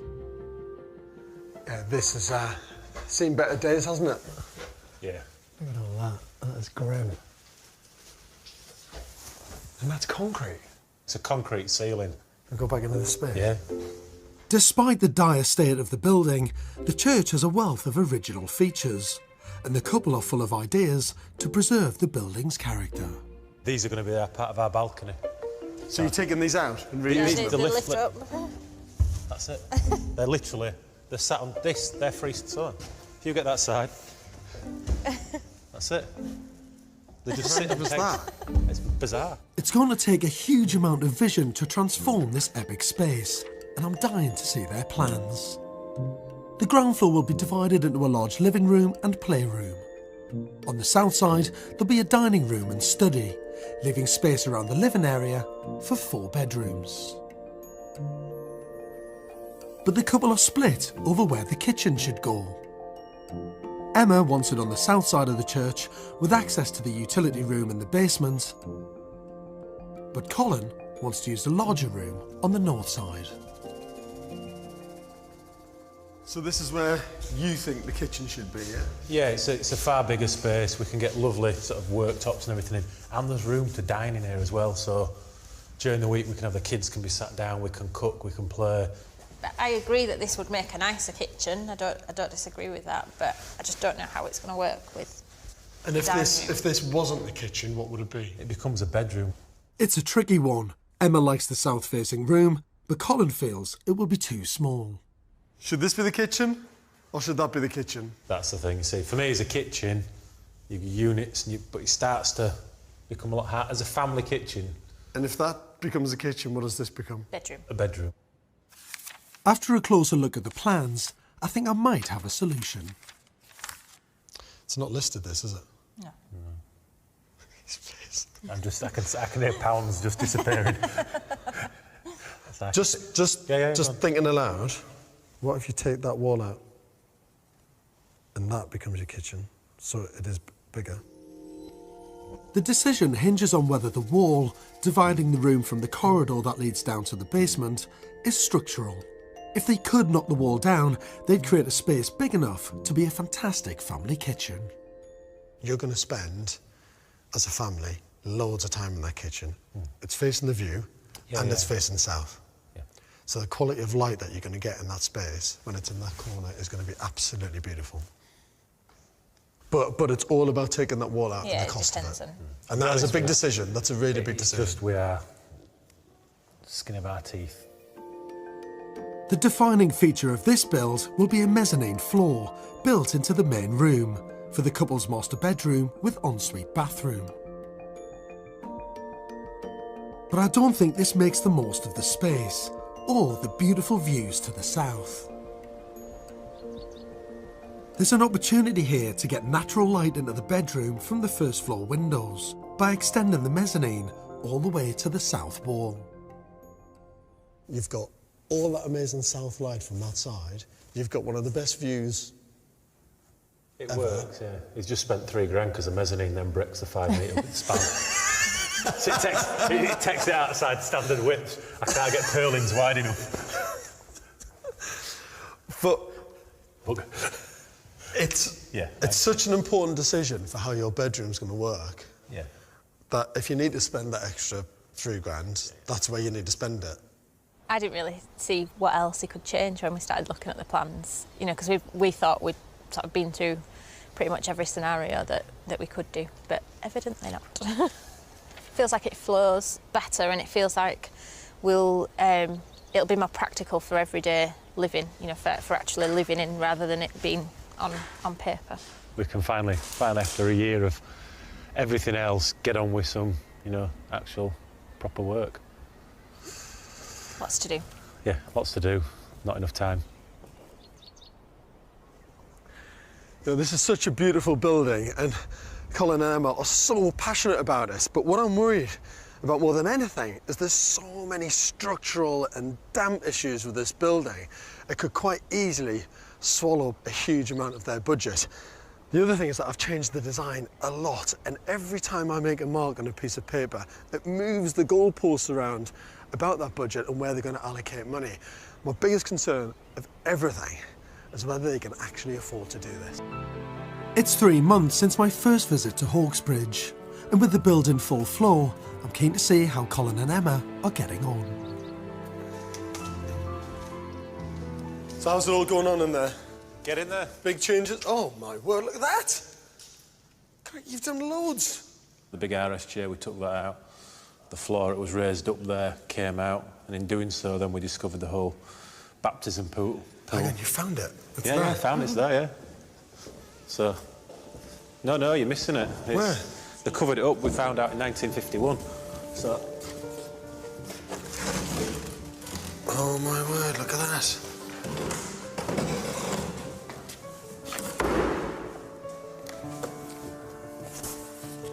I knew there had to be one in here somewhere. Look at that. That were a Friday night, 7 o'clock find. Here's the, I love this, mate. Just feel the weight of the plug. Just the end of it, it's like the plug brass. is still there. Did you know it was here? We Do you have any idea? We knew they'd had a baptism bath in, but the problem was no one could remember it. It was 1951, since we've looked into it, it was covered over. Yeah. They closed another church and they put the old floor out of there over the top. Did all this to make it disappear and stopped using it. That's brilliant. That really is such a find. I love that. What are you going to do with it? Eventually put a glass top on it and light it. We just can't afford the glass at the moment. We've got 1 quart in. It's just not feasible as it How stands. much? £6,000 for the glass. Yeah, forget that. Not now. That can happen another day. Yeah. Well, that's a cracking find. Brilliant, actually. And you've done loads of other work, haven't you? So this has all been stripped back, tanked. All the floors Doors have out. come out, floors out. It's really good. And all this, all new stud work. It was meant to be 12-month, 18-month build, and then... No way. Yeah, we've got to go... No way! Yeah. Baby number 2. Baby number 2, yeah. Yeah. Baby number 2 coming. How does that affect the schedule? We're just going to see what we can do. Okay. Everyone tells us it can't be done. We can't get it finished. If we had a big pot of cash, yeah, but we don't. But it does mean we're just going to throw a few more hours at it in the day. So the idea is that you're going to get in by the time baby comes? No. It'd be nice to think we could, but I don't realistically think we can do that. Can we have a closer look at this wall? I'm thrilled for Colin and Emma, but I'm wondering whether they're going to find it all a bit too much. I mean, I might as well tell you, and you probably know this anyway, he's going to be here a lot more. He is, yeah. The more the build goes on, he's going to be home less and less and less, and he's going to get more knackered, and there's going to be more financial pressure. Yeah. I'm going to be more and more pregnant. And you're going to be more and more pregnant, and you're both going to be more and more skinned. Yep.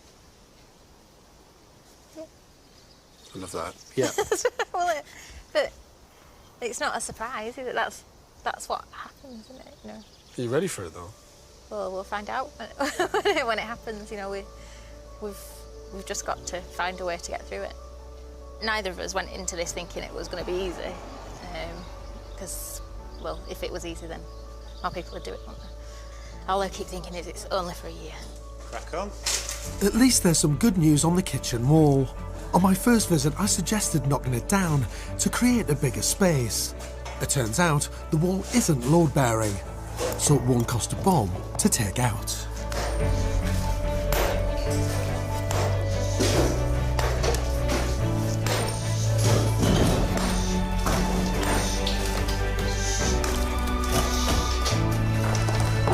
Whoa.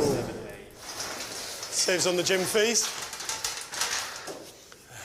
Brilliant, it's gone. Look at that, man. There's a kitchen now. Loads Massive. Of yeah. You win, you will never win. I did it. And now you've got the 2 lovely windows, one of that massive one, which is beautiful, and then just that little smaller one alongside the staircase. Loads of light. Thank God it wasn't load bearing. Yeah.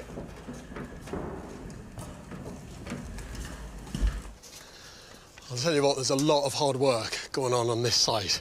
It's unbelievable, I think, how much Colin and Emma are pushing themselves the absolute limit, trying to juggle the restoration project, new baby coming along. Talk about pushing themselves. It's actually quite an epic build, this. It seems to me the story of Hawkesbridge has always been a tale of hard graft. 100 years ago, this church was built and paid for by the people of the village, with help from local mill owner William Greenwood. I've tracked down Amy Binns, lecturer from the University of Central Lancashire at one of the last working woolen mills in West Yorkshire, to find out more about the strong ties between mill and chapel. So how important were mills to our village? Well, you can just see in the pictures here. I mean, look at all these chimneys rising up out of the valley. They were very, very successful places. These mills were kicking out a lot of money. Some of the mill owners wanted to put money back into the community, so they built chapels for the workers, and these quickly became the social as well as spiritual hub of the village. Everything happened here, and we can see all the things that happened. So it was the concerts and the shows. Quite often people would write pantomimes for the local audience. I think we've got a pantomime here. It's 1933, so you can see they're all dressed up for a show. They're obviously having a grand old time with all those bonnets. That is fantastic. Yes. Is this out of church? Yes, that is, I think, one of the anniversary or charity services. There they all are with their musical instruments. Yeah. And music was central to chapel life. Right from the earliest days of our chapel, they had harmony singing. That's the first time that I've seen a shot of the interior when it was used as a church. You've got all the pews there and everything. It's fantastic, isn't it? So it was kind of like, I suppose, like many churches have been everywhere else in Britain, kind of community centre, a place for gathering. Yes. But actually quite fun. Chapel life in these days. Obviously, we didn't have music halls in this village. We didn't have theatres, certainly didn't have cinemas, we didn't have radios. So it was all happening here. In the last push to get the church finished, Collins rounded up all the willing hands he can find. It's been a year of hard graft, and one that's taken its toll. We have had to make a lot of sacrifices to do this. You know, Colin in particular has missed out on a lot with the girls, and he doesn't get to see them that often because he needs to be here. It's nice to see it changing into a house. I can't wait for the day where I refer to it as a home or a house rather than a church.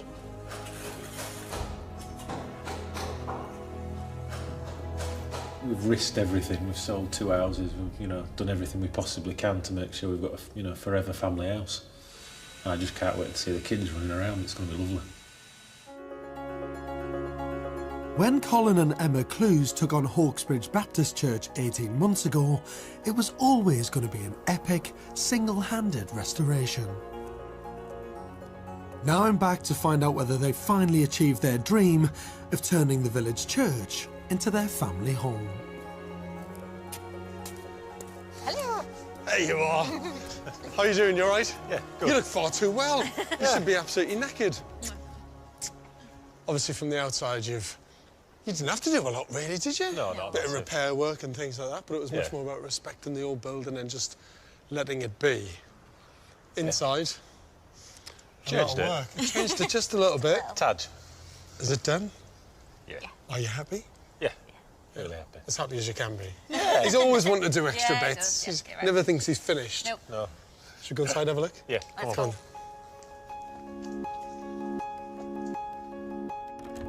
Coming in. How's it looking? Something like it. What do you think? Now that is brilliant.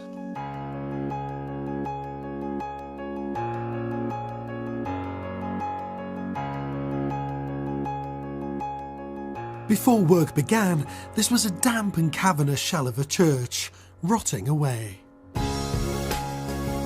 Now it's a triple-height living space with a soaring first-floor mezzanine.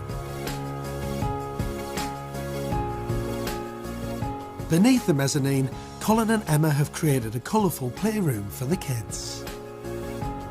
After all the hard work, blood, sweat, tears, stress, everything, the list is endless actually with you two.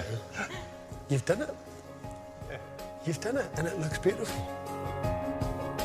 The south side of the living room opens onto a spacious dining area, where the new hardwood windows give spectacular views across the valley.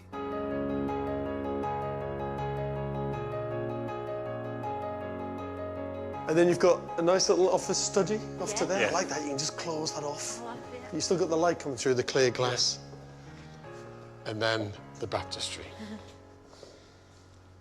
That's fantastic. Yeah. That is fantastic. True to form, Colin's done a brilliant DIY job on the glass floor, saving himself about £4,500. You've exposed and revealed an important piece of history. You then displayed it really beautifully. It's got a nice story behind it. I like the idea as well that it's a little kind of hidden jewel, really, because you can't see it at all, and you just come round that corner and it's revealed, and everyone will be like, what's that? That's fantastic. Brilliant. So can we see the kitchen? Yeah. Yep. Come on, lead the way. Go. After you, mate. You won the argument in here. I won the argument. Where it was going. Do you know what? It was a big debate, wasn't it? About where the kitchen was going to go. Was it this side or was it the other side? Demolishing the large interior wall was a big call. Whoa. Is it the right position? Are you happy now? Yeah. Definitely. I always thought it was. It was Colin Yeah, wanted you it were on right. that side. No, you were right. I know my place Oh my here. God. Yeah. I picked the battles to win. But it's brilliant. I mean, that window is just stunning, isn't it? Yeah. To be here, having breakfast on a morning, looking out over that. All the lovely light that comes from that side as well. It's great.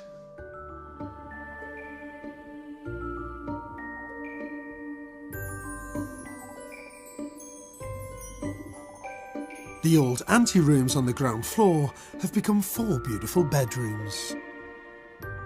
And stairs up the side of the mezzanine lead to the balconied master bedroom suite.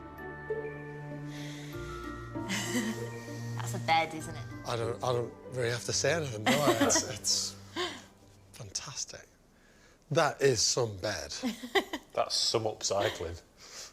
How have you done that? Pretty. How? Yeah, what is it? What? So that's the old pulpit. That's actually the back of the pulpit. These are the side posts off the pulpit. And then we took these off. These were sort of reworked and made to jig around, and then the bits of detail pulled off other bits and then spliced and diced it all together.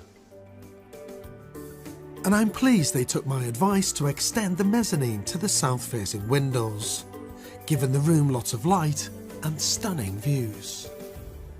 This, I can honestly say, is my favourite bit.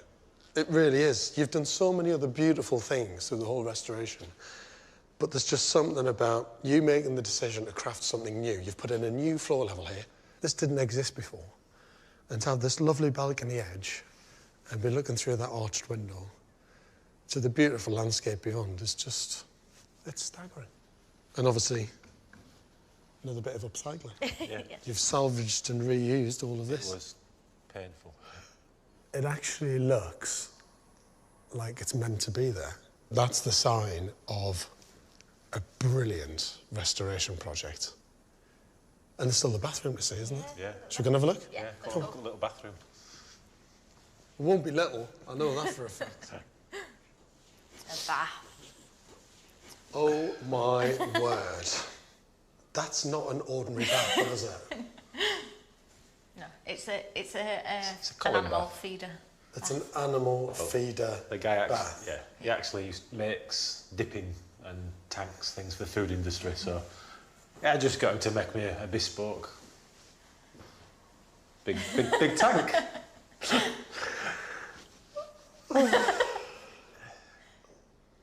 You know I'm going to have to get in it, don't Yeah, you? come get in it. Go It's the on. view. You should be able to lie down in that and put your hands behind your head as if you're lying completely flat. Right, I'm going to leave my feet an inch away from the end.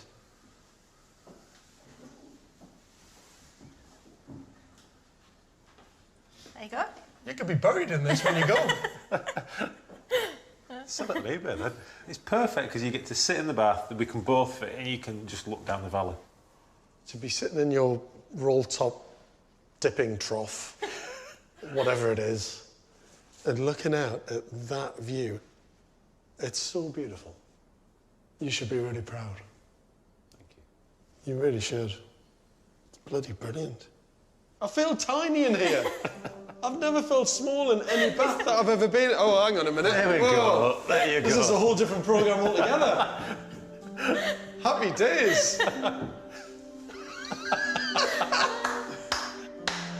Brilliant. What I love is the character and quality of this restoration. And Colin and Emma have managed it all for just £120,000. A lot of that is down to Colin's relentless work ethic, but that's not the whole story. The great thing about being tight about money and watching the pen... No, you are. No, I'm joking. Frugal. Very careful with your pennies. The brilliant thing about that, though, is it forces you to think creatively about how you can reuse some of the existing things in the space. So a challenging budget, virtually impossible budget, which yours was, has made you do that. Instead of just being a little bit creative, it was like you go down the impossible route and just keep pushing it and pushing it. Just got to keep chipping away and not taking no as for an answer. Yeah. In the end, Colin and Emma went just £20,000 over budget, mostly down to extras like the windows. But I think they've achieved nothing short of a miracle, crafting a stunning family home in a way that feels true to the spirit of the building. Well done. Thank Here's you. to the church. He's to have been made into a very beautiful home, but more importantly, he's to you. Well done. Thank you. Brilliant. Hawksbridge Baptist Church, Brock. There's us, first day. Look at that, eh? Brilliant image, isn't it? Yeah, that's fab. Feels like such a long time ago. Yeah. Well, it was. It's like, what, April last year? Then the build. Then where we're standing now, there we are. Yeah. We'll be on there. But all that hard work paid off. This is for you. Thank you very much. This is your life moment. Just for you. Thank you.